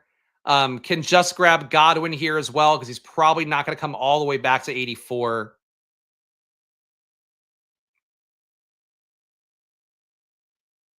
I'm going to grab Godwin. I'm still a Godwin believer. Like, there's going to be a lower price floor to get him at, but I like Godwin a good amount. It's hard for me to pass up a guy who was functionally a top 3 receiver when he was healthy last year. Again, you're changing over offensive coordinators, but with an internal promotion. So hoping the thing stays there as it is. And Igbuka coming in does present some risk for Godwin, though Godwin's getting paid an ungodly amount. So I don't know what risk he really presents. But if Godwin is banged up, though, they could slow roll him, play more Igbuka, and feel fine about it. But I still am team Godwin here. He was just too good last year. So the team so far here on drafters, Devon Achane, Breece Hall. A wide receiver, we got Brian Thomas, Mike Evans, Romo Dunze, Chris Godwin. Could have definitely taken an RB there as well and gone 3-3 to start. But I feel like if I took Breece Hall, I'm going to let this be a bigger bet on Breece Hall. Really kind of regret taking Breece Hall, though, that last pick. Taking any Jalen Lane or Krosky Merritt? Nah, no. Frankly, I think if you're going to make the bet, especially if you don't get Debo and you want a late Washington guy, trying Luke McCaffrey in year 2, I think it'd be logical. He had some mini camp hype, got targeted a decent amount there. I still think when you get Terry McLaurin in, it's like, that's what the offense is. It's McLaurin. It's the running backs. It's McLaurin. It's Debo. It's Ertz. I think that's it. I don't think anybody else really gets there or even spikes meaningfully. Jalen Lane, I just don't think is that talented. Krosky Merritt. You did see, what the fuck? Who's the third back last year for Washington who's still on the team? Man, I know everything Commanders, and this is now fucking going to kill me. Jeremy McNichols. McNichols last year got enough work that you could make the case that Krosky Merritt somehow absorbs that, like the workload that goes when one of Brian Robinson or Eckler is hurt or the game is safely ahead. No, not Chris Rodriguez. Rodriguez barely did anything last year. They did actually use McNichols a decent amount down the home stretch because he played well when Robinson was hurt or when Eckler got concussed. Then they brought in McNichols and basically just used him then as a number 2 back. And he was like actually okay. And they just kept using him because he was okay enough.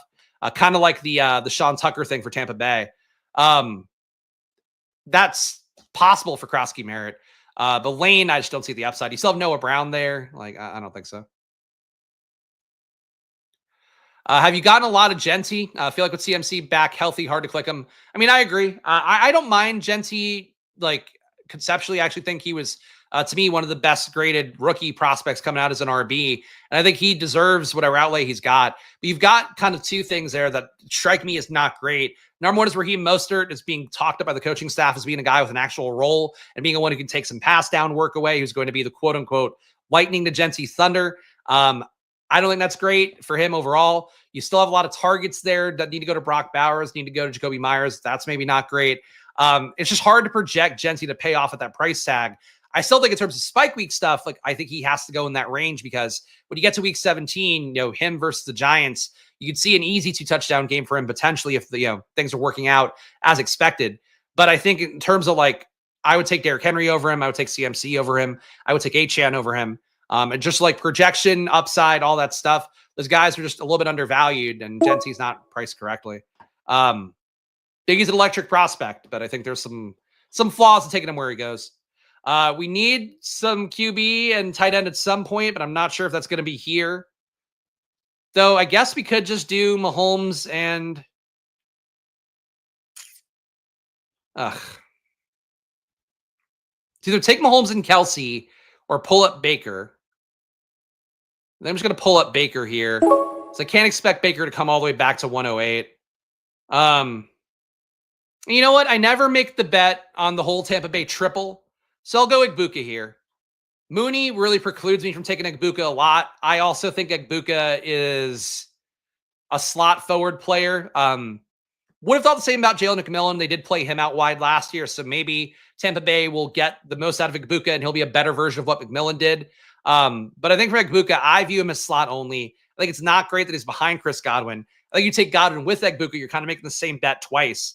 But for total points format, maybe they ping pong.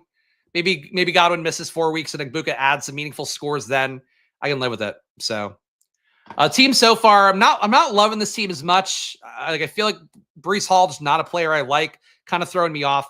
We got Baker Mayfield, Devon Achane, Breece Hall. Technically, we have a Tampa Bay Miami Week 17 correlation as well. Brian Thomas, Mike Evans, Romo Dunze, Chris Godwin, Igbuka. But we have the entire Tampa Bay passing attack. I do like that in terms of a season-long bet. I expect them to be as good. Maybe there's a world where they get better. Maybe the guy coming in as OC there is going to be a leap there. Josh Grizzard is the one, I think, who's the Bucks OC. Promoted internally. So maybe he's a better version of Liam Cohen. Probably not, but maybe. Juan really wants us to think this one. Chase Brown will finish top 3 RBs. It's not a crazy bet. I don't think we needed to post it 3 times, but it's not a crazy bet. My whole team is from Florida. That's not, well, are they all from Florida? Like, is Odunze from Florida? I don't know that. But we got a lot of Tampa Bay, good amount of Miami. We still have New York and Chicago showing up. Well, Breece Hall's not from Florida.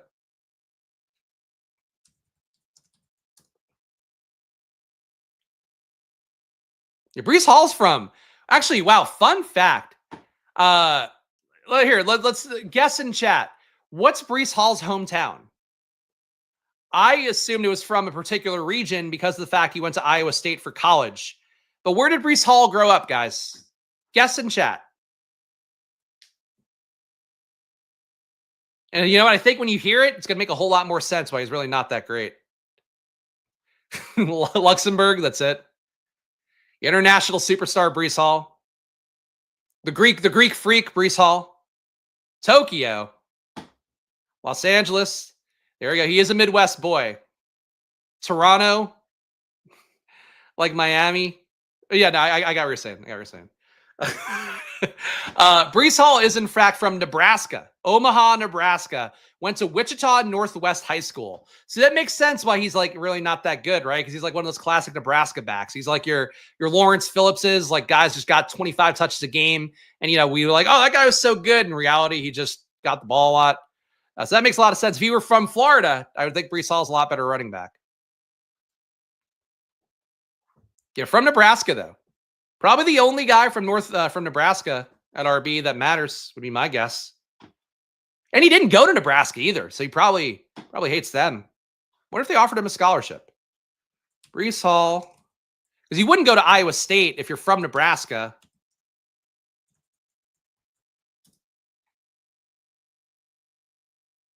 Oh, he got a Nebraska offer. Breece Hall adds Nebraska offer. What? Oh, great news article here. And they say journalism is dead. Look at this article from 2018 about Breece Hall. All right, well, he didn't go to Nebraska. That's crazy. Can't imagine, like, the USC loses a lot. Of course, my alma mater. We lose out a lot in Southern California, guys, which is like just a bad sign of recruiting generally. If you lose a Nebraska RB, a top Nebraska RB, and you're in Nebraska, you should just get fired. Like, Nebraska is a coaching staff, and I'm sure they have since then multiple times. Those kids grow up dying for Nebraska, and you can't get them. Sad. All right. We got 2 picks coming up here. One of them should be an RB. Zach Charbonnet, going to definitely be a little bit of a tier break ADP-wise here. Don't think we need to do second QB yet, though there's absolutely going to be a QB run coming up here.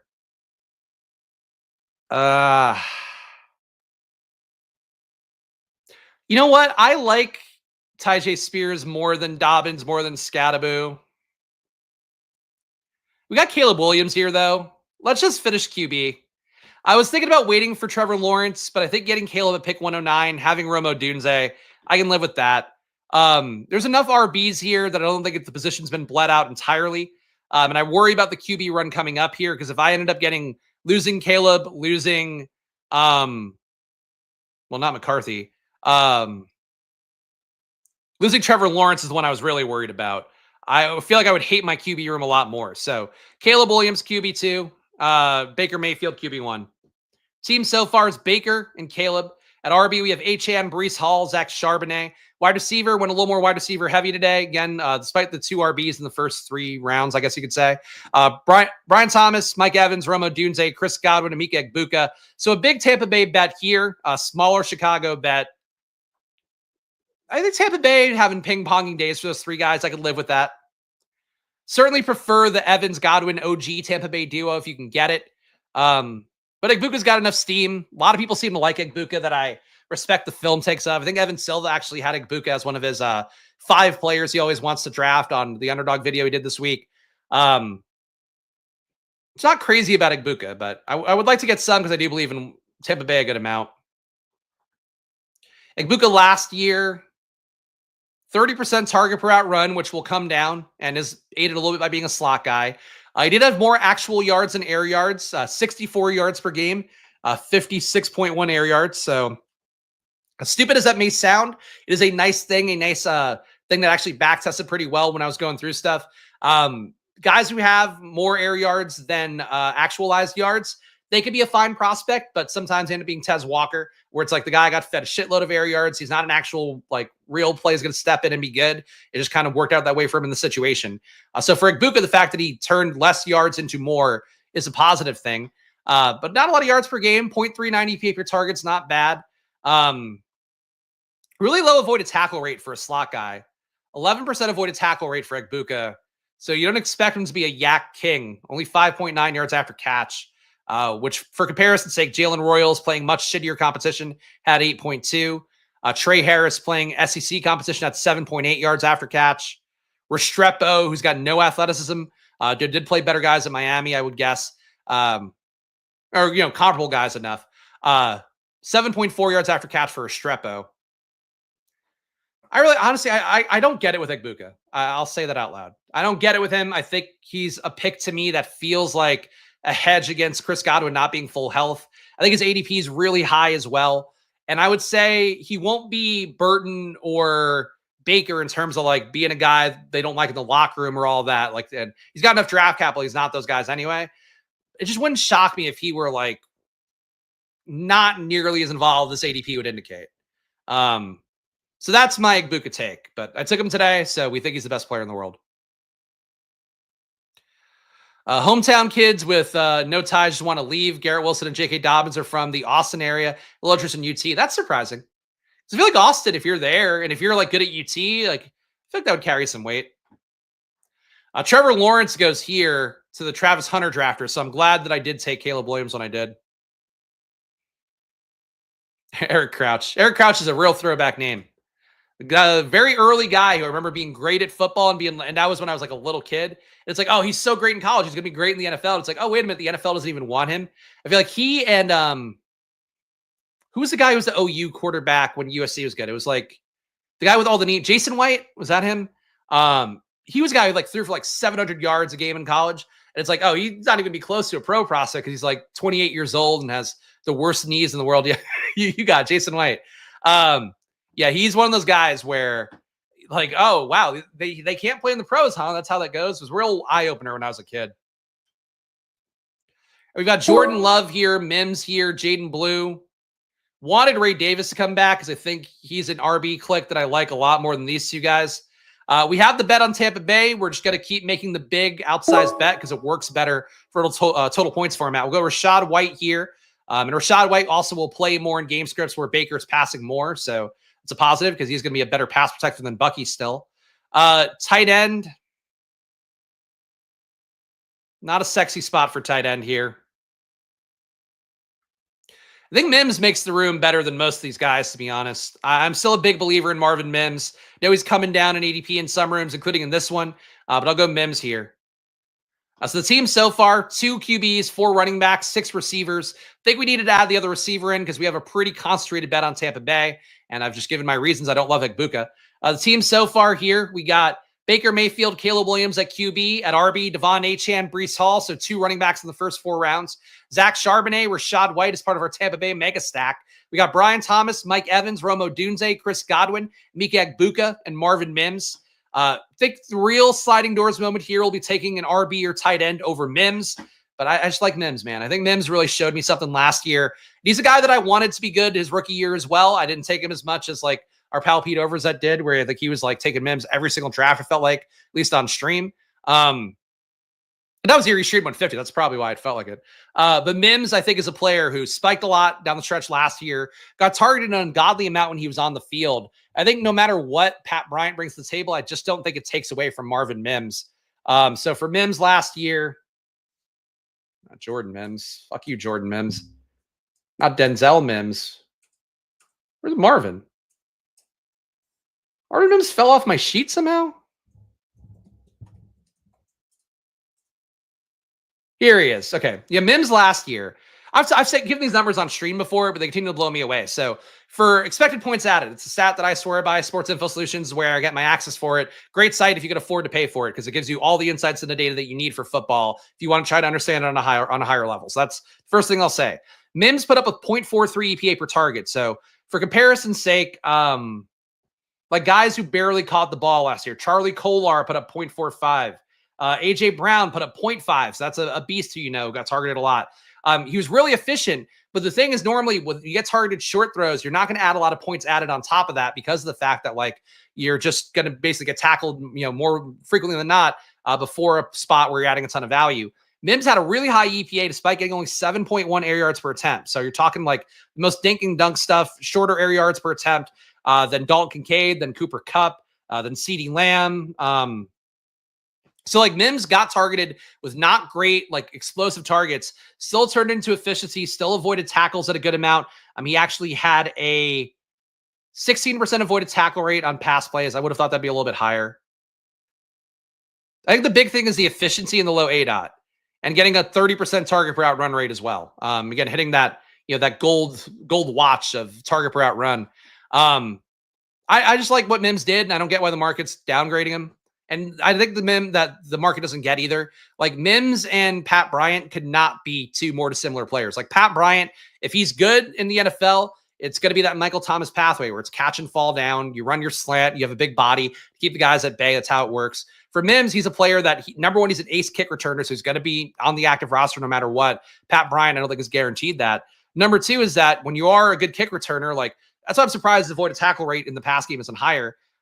He should be more of a joystick and be able to get out into space more. We're now looking at year 3 for him. So for Mims, I don't think he should fall. I think he's your ideal wide receiver 5.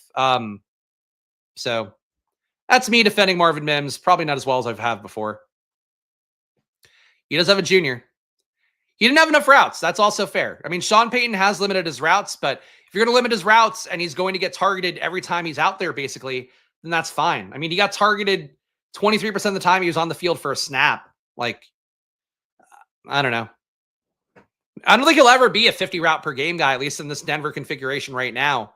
But if he gets to be a 30 route per game guy, a 25 route per game guy, he averaged 11 last year.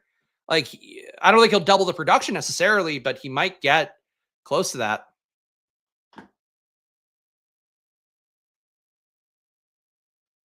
I mean, but I don't know. The routes run isn't everything. Routes run should grow every year. That's how that should go. And again, a guy last year who literally carried them through games at points. I don't see how he doesn't get the work this year, but Sean Payton's going to Sean Payton. I'll give you that. We got Austin Eckler here. I think will help us out at RB. Again, despite having the Achane and Breece Hall, I just don't feel like my top two at RB is particularly strong. So I'm going to go Eckler first. Tank Bigsby, Tyler Algier. Maybe we don't have Bijan here. I think if we take Algier, we could be done at running back. That does appeal to me here. So Tyler Algier, RB6. So 6 running backs, 6 receivers here, 2 quarterbacks, no tight ends. I'm doing late tight end a lot today. Baker, and frankly doing a lot in general. Baker Mayfield, Caleb Williams, our top QBs, our only QBs. Devon Achane, Breece Hall, Zach Charbonnet, Rashad White, Austin Eckler, Tyler Algier. Just didn't feel like the room was good enough to make up for how I view Breece Hall. In reality, I took Breece Hall. I should have made the bet that he's just like a legendary guy, but I just don't buy it. I think he's going to be a guy that gives you some games under 10 points. I think he still will give you some games over 20, but I just don't think Breece Hall, I don't view him as the market does. At wide receiver, Brian Thomas, Mike Evans, Rome Odunze, Chris Godwin, Emeka Egbuka, and Marvin Mims. So I think adding K. Dotton at this point would not be a crazy thing to do. His ADP is real low, right? His ADP is 188 on drafters. So we'll just try to complete the Tampa Bay stack. If I get McMillan or don't, I don't really care about that at this point.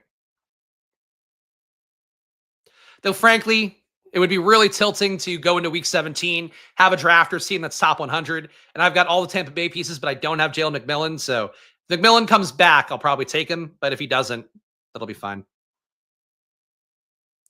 I sold it on Troy Franklin once upon a time. I mean, look, the bet's still there for him. He put on 15 pounds of muscle, supposedly, as well. I like Troy Franklin. I think that it bummed me out that he didn't get the run out I would have liked for him.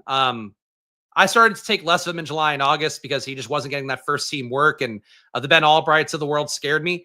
Frankly, I mean, well, we want to critique Mims. So Mims averaged 11 routes per game. Troy Franklin averaged 15.4 routes per game. That's fucked up. I didn't know that was a stat. Troy Franklin was not efficient either, negative 0.3 EPA per target. But he had a few that were either bad drops or missed connections, so I'm not surprised by that. I don't think Troy Franklin's dead either. But I'd still prefer Mims. Like Franklin, unfortunately, he can lose work to Pat Bryant. He could lose work to Devon Vele. Those guys are going to be playing similar ways to him. I just don't think Mims, there's nobody on the roster who plays like him. Like your closest shot is like the running backs, like McLaughlin and Watson. But, you know, RJ Harvey too, I guess, would be similar theoretically. Yeah, Troy Franklin would be, I mean, Marshawn Lloyd is my biggest disappointment last year because I really thought that was laid up for him to be good year one. And I think if he were good enough year one, he'd probably be going substantially higher here in year two.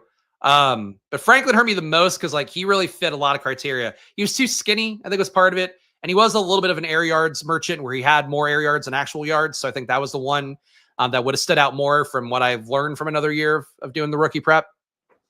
That's that. I answer this question a good amount. I mean, I talk about it all the time, but Saquon's your 102. He should be the 102. I get people like in Bijan. I think if you're talking about pod format, DraftKings and Underdog, like who's going to win you the league or win you the most money in week 17, that's a coin flip, I would guess. For total points format on drafters, especially, like it should be Saquon, but it's not. So that's fine. You get behind Mims where he went, but really don't see it around him before people that have real roles. Well, the thing is, like, how are you defining a real role? Because I would define a real role as like, okay, I need a knife to cut my steak. So my steak knife has a real role. I'm not using my steak knife every day, but when I use a steak knife, like I'm using it in a high leverage situation, I think it's what Mims has. And then what we saw on the stretch with Mims, with him breaking long touchdowns and shit and getting targeted on deep balls, that's your hope, is that we see more opportunity like that this year. And he was, to me, he was one of the better outside receivers in his class, because he was competing against like Quentin Johnson and those guys. And like, he wasn't going to get the draft capital, but I thought he looked good analytically. So I'll defend Mims. I get it. But I think he's your steak knife. He's not a Swiss Army knife, but I think he's a pretty good steak knife right now.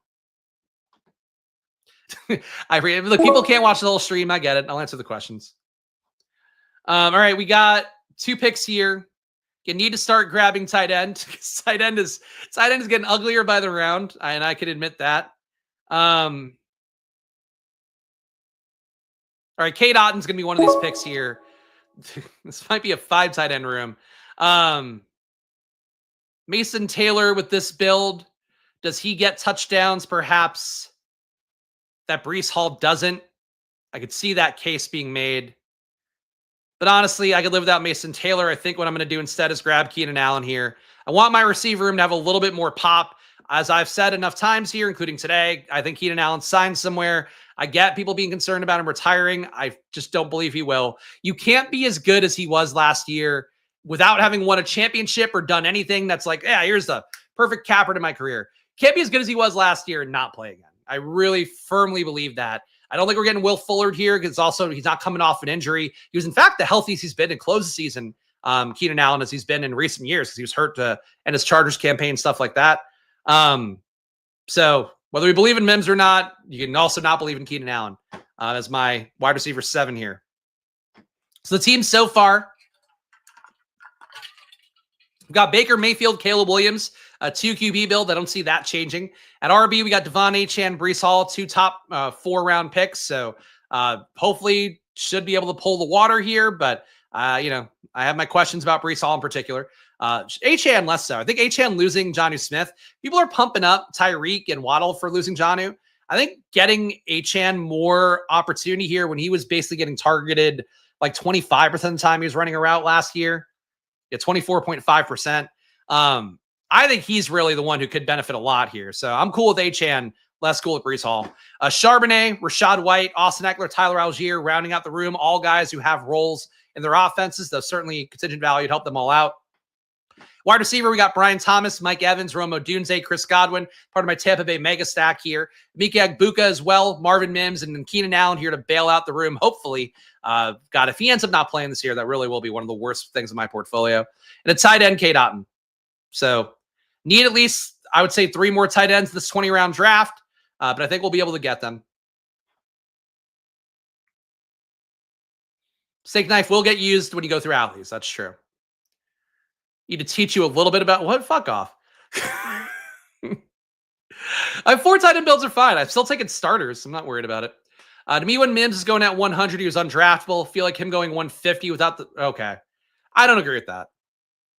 But sure. Because I'm not holding that in particularly high esteem. It was an outlier that certainly helps out the stats overall. But again, it's more that he got fed the ball every time he was on the field. He was good with it, efficient with it.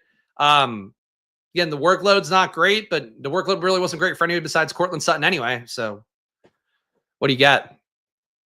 And frankly, Troy Franklin had a 50-yard touchdown in the playoffs, and his ADP is not benefiting from it at all. So I really doubt that Mims is getting some extra love for it. But I would agree, like, if Mims is going top 100, I wouldn't like it. Like, Mims, to me, the perfect price point, like Mims versus Luther Burden, I think that's a pretty fair debate. Mims with Christian Kirk, for PPR, I'd probably slightly favor Christian Kirk.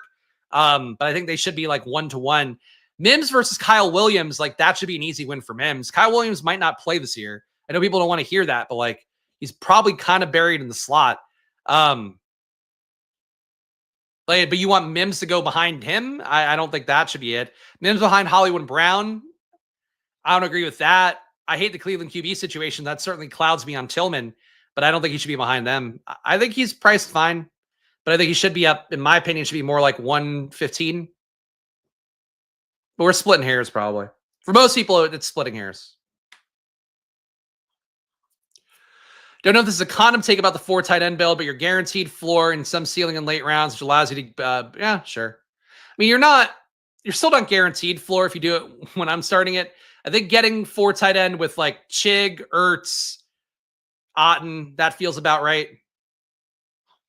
The good news, Adam, we'll know in 55 days, I think is where we're at right now. NFL season kickoff, 55 days.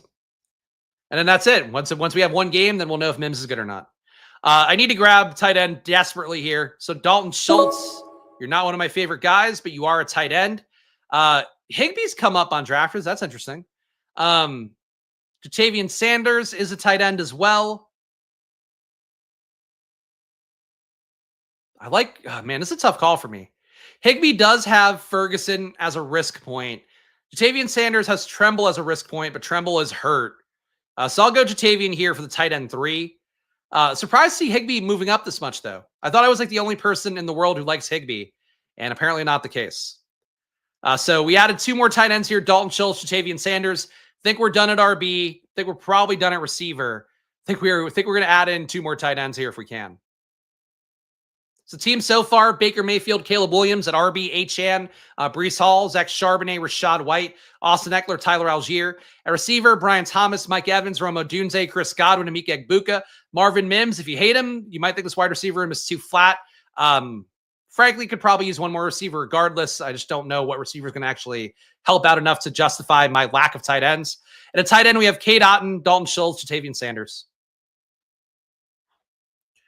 Would I ever go Higbee Ferguson in the same lineup? Nah, no. I don't think I've taken a single share of Ferguson. I just don't think he beats out Higbee. If Higbee gets hurt, then that'll change things. Fucking Cole Kmet's getting drafted in this room. Thought that was at least a safe 4th tight end to get, but not so much. Yeah, I think for Ferguson, look, I'm sure there's some world where he beats out Higbee. Higbee's another guy, though, that came in and was targeted like an incredible amount by Stafford. 0.4 EPA per target for Higbee, 37.5% target per route run. Granted, only played like the 3 games at the end of the year. 2 red zone targets a game is batshit. And that's also, you're adding in Devontae Adams, but you're losing Demarcus Robinson, who was schemed red zone touches at a really bizarre rate for a wide receiver 3. Like, I think Higbee is a really nice click this year. I think Ferguson is a developmental tight end that they'll try to have in there. Like they've had Jacob Harris was that one guy they had. I feel like they had another tight end a couple years ago that was like, well, this guy's a big pass catcher. He's going to really be somebody. And he doesn't. I think Ferguson has good stuff underneath. Like he's a good athlete. I think the targets for him were not terrible in college. Target per route run for Terrence Ferguson was 28%. So that's actually pretty good. Playing legit competition at Oregon as well. Nice little 0.47 EPA per target. I think Ferguson is good. I just don't think he unseats Higbee year 1 is really how I feel about it. But that could be, could be a blind spot because Ferguson has okay draft capital and he is one of the best tight end athletes ever, basically, based on his RAS testing. So, but again, just like Higbee and Disley were 2 guys last year that I've mentioned a bunch here and were guys that helped me finish well in showdowns a couple times. People just didn't realize like they were being targeted, like they were legit important parts of an offense. And I still tend to believe that carries over year to year. But I don't think you're crazy for doing it, I guess. It is kind of a redundant bet. And Higbee was like, he got hurt, obviously, was hurt last year, but he hasn't been hurt a lot in his career or anything. I mean, 2 picks left, and then we'll call it a day in the try draft-a-lon. The drafter stage of things, definitely the slowest part of the day so far, but appreciate all you guys hanging out here. And do make sure to check out Drafters. It is a good site to play on. Again, I know people love playing Underdog, love playing DraftKings, but a lot of times your money will go further when you play on sites like Drafters. Fucking Higbee got drafted here. That doesn't help out on Drafters. But in general on Drafters, again, I've finished really well putting in not max amounts of entries. For you guys out there, it's the best kind of case study I can give you. When you don't have to max out the tournaments, you can still get good results. Like, frankly, I really like my BBM portfolio so far. If you told me I had to make another finals team again, I wouldn't be shocked because the math doesn't support it. For drafters, you just have to kind of put together a decent team like we know how to do for the most part by being people that are drafting a lot. So this wouldn't shock me again even if I put in less entries on drafters, if I had my best finish on drafters. And that's me just being real with it. Like, of course, I want to win the big tournaments. I'm putting in the money to support that. But on Drafters, your money can go further. And that's the big thing when you use that promo code SPLASH at drafters.com or downloading Drafters on the App Store. So Here's your kind of mediocre sales pitch, but it was still a sales pitch. All right. A tight end. I mean, we lost out on Higbee, so this could be a time to take a shot at Ferguson, even though he does worry me a little bit. Noah Gray, a guy that I like, though. I'm going to get him here. I think Noah Gray I like more than Freiermuth, then Arroyo, then Ferguson, even then Ben Sinnott. And I think I want an 8th receiver here. Who's the biggest swing? Lockett doesn't feel like a big swing, but I really think he's going to play a lot more than people want him to this year. Tyler Lockett, last pick in. Do love my Cam Ward stacks. We're not stacking Cam Ward today, but Lockett's free. 20th round pick, Tyler Lockett. So final team here, a 2-6-8-4. We got Baker Mayfield, Caleb Williams at QB. At RB, Devon Achane, Breece Hall. So again, the top two top RBs in the 40s, or in the top 40 rather. I said that completely stupidly. Zach Charbonnet, Rashad White, Austin Eckler, Tyler Algier rounds out the room. My lack of confidence in Breece should have made this RB room a little bit better, but I think it balances out okay relative to taking 2 RBs in the top 40. Wide receiver, Brian Thomas, Mike Evans, Romo Dunze, Chris Godwin, Emeka Egbuka, Marvin Mims, Keenan Allen, who will continue to be a pick I die on the hill of, and Tyler Lockett for free. And in our 4 tight end build with Cade Otton, Dalton Schultz, Jatavian Sanders, Noah Gray. I have to say, even by 4 tight end build standards, this is like a shitty 4 tight end build. I think getting one more projectable guy like an Ertz, like Brenton Strange tier would make this better. Thought Loveland would come back to me. That didn't work out. Couldn't even get Kmet. So tight end got away from me a little bit here. And frankly, I think a 5th tight end might have made more sense than Lockett, but it is what it is. That's our final team, guys. So check the chats one more time. That'll do RB pick. That'll do. Am I going to push it on eliminators? I did one eliminator. I mean, I can show you guys real fast. But I don't plan to do a bunch because I want my bankroll to go mostly to the large field tournaments. I built a really weird eliminator team, though. I know Pete has a video out if you want to learn more about it. He worked with a guy. I think that Christopher actually might be, at least might have been in our chat at various points. I don't know if he is currently. But a guy did Sims with Pete for the eliminator.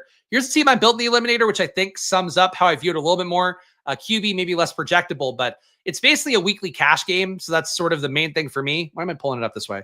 My team, though, is a 3-5-8-2. Fields, Bryce Young, Aaron Rodgers. Went very heavy at RB. Saquon, Bucky Irving, Tony Pollard, Travis Etienne, J.K. Dobbins. Obviously, Saquon and Bucky, I expect to be 2 top projected players the entire time, but I also don't want to get eliminated in week 9. So adding in some depth here, again, trying to get the projection points because RB points are going to be pretty flat for the most part. So wanted to try to do that. My wide receiver room is not one I would want to trot out in a BBM quite as much, but I got Metcalf, Tet McMillan, Debo, Christian Kirk, Adam Thielen. So you can see the top 5 here. Not as much capital as usual, but guys I think have defined roles was more the thing, and defined projections around 10 to 12 fantasy points. Diaby Brown, Dontavian Wicks, Josh Reynolds, and then a tight end, Trey McBride, Zach Ertz. With the elite tight end, I think it appeals to me more in an eliminator because you are just getting a tight end projection. I would say that the 3 tight end, 4 tight end builds for eliminator with you do late tight end, it's going to be more appealing too because you just want to try to get that 10 fantasy points in a tight end. But I think the hard part for eliminator is like you're going to go against some teams that are going to be more cashy builds. You're going to go against some people that are going to be building like straight up BBM teams. I would say that's where you get a little bit weird with the eliminator stuff. Pete said it in his video. It's going to come down to pod luck. But I think if I'm playing against teams, I want to build a cashing lineup. I want to build one that has like a nice flat projection that I can expect and also be weighting RB a little bit more. So that's what I did here. And again, not a ton of stacking either. But that's sort of was my approach for one build. I imagine I'll probably get in like 5 to 10, but the wait times are so bad for eliminator. I don't love it. Maybe Pete's video will make more people do it. But I hate waiting around. Like I did a double dribble draft. If anybody wants to see that, I did a basketball draft this morning too. Didn't feel great about it, but it took me a half hour to fill this room. And obviously NBA is a long way to go. But Steph Curry, Scoot Henderson, Shaden Sharp, getting the Portland guys because they're losing Anthony Simons and that high usage that he had. CJ McCollum, Sexton, Bruce. This is so esoteric. But we're on Underdog, whatever. LeBron, Jaylen Brown, a lot of Browns in this team with Bruce Brown as well. Andrew Wiggins, Tari Eason, Obi Toppin, Karis LeVert, Zion, Vucevic, Zubac, Jonas Valanciunas. I had no real feel for this, but the main thing was that it took fucking forever to fill. So that's the hard part with Eliminator, with any of these tournaments right now in Underdog, is that they take a lot of time to fill. And if you're impatient like me, easier to hop in a puppy that fills in fucking 1 second. So that's how that goes. Oh, you're in the Bass? Hey, shout out Clipper Nation for being one of the few people here. I don't know if it took as long to fill for you as it did for me. It was legit. I was waiting for a half hour, and I was the 11th guy in. So how is this possible? This room is like mostly filled. Just nobody's doing it. But best ball for basketball, the prizes aren't as good. So that's how that goes. But shout out to all you guys hanging out here. Appreciate all you guys with me on the Try Drafthlon. Again, I'll be hitting these multiple times a week. So make sure you subscribe, hit the notification bell. It does go a long way for me here. Just one guy showing you my gambling. Of course, all my prep work as well. Heading into NFL season, I'll be adding another video in the mornings too. Once training camp gets going, there's news items to talk about. I'll be putting out a 10-minute short form video every morning. Not sure if it's going to be live to tape or just me actually editing it. Probably the live version of it. But I'm planning to do that like 9 or 10 a.m. every morning, going through the news and stuff. So that's going to be a big workload change to me. But I want to make sure I'm adding the value that I have is best, which is like deciphering the stuff, giving you guys breakdowns, getting probably corrected by you guys along the way and adapting. And that's going to be the approach as well. But stay tuned for that, because that's going to be starting up as a separate non-draft video every day on the Splash Play channel. Make sure to play on drafters as well. Again, I would not be doing these streams this year at this volume and this particular format as well if we're not, thanks to our friends at Drafters. So do support them. Drafters.com, promo code SPLASH. Download the Drafters app, promo code SPLASH on there. Also, you get a $100 deposit match. It's a great site to play on, total points format. And I've had my biggest wins in the last year on there. Really for playoff best ball. I was almost surprised to win a few grand on there because I legit put in 3 entries, but still finished top 10. That's what you get as a shot on drafters, just putting in less entries, more upside. And for you guys out there, take advantage of it while you can. And play on DraftKings, play on Underdog as well, but play on drafters. And join the Discord too. If you join the channel, click the link in the description, you get added automatically there. Lots of good guys to hang out with, lots of guys to chat it up with. In particular, as the football season starts to ramp up more, there's going to be a lot more to talk about in the Discord, and you'll get my takes right away when stuff does break. So that's my goal, is to try to be your Woj, to be your Adam Schefter in the Discord, but mostly to give you guys a nuanced take, talk about the data, talk about stuff, and do it as fast as possible. It's going to be my, or, fast, but within reason. Yeah, that's the deal. But shout out to all you guys hanging out. Gamble responsibly, guys, even though it is always money time on this channel. And here's an egg. It's going to get nude for you. Follow me at Chris Spags. Follow this channel at Splash Play Pod. My mouth is the egg's asshole. I'll see you guys again soon for more. Enjoy your days. Good luck. Pray for me as I am on solo dad duty once again this weekend. I'm sure it's going to go well. But I'll see you guys soon. Enjoy your weekends. Bye-bye.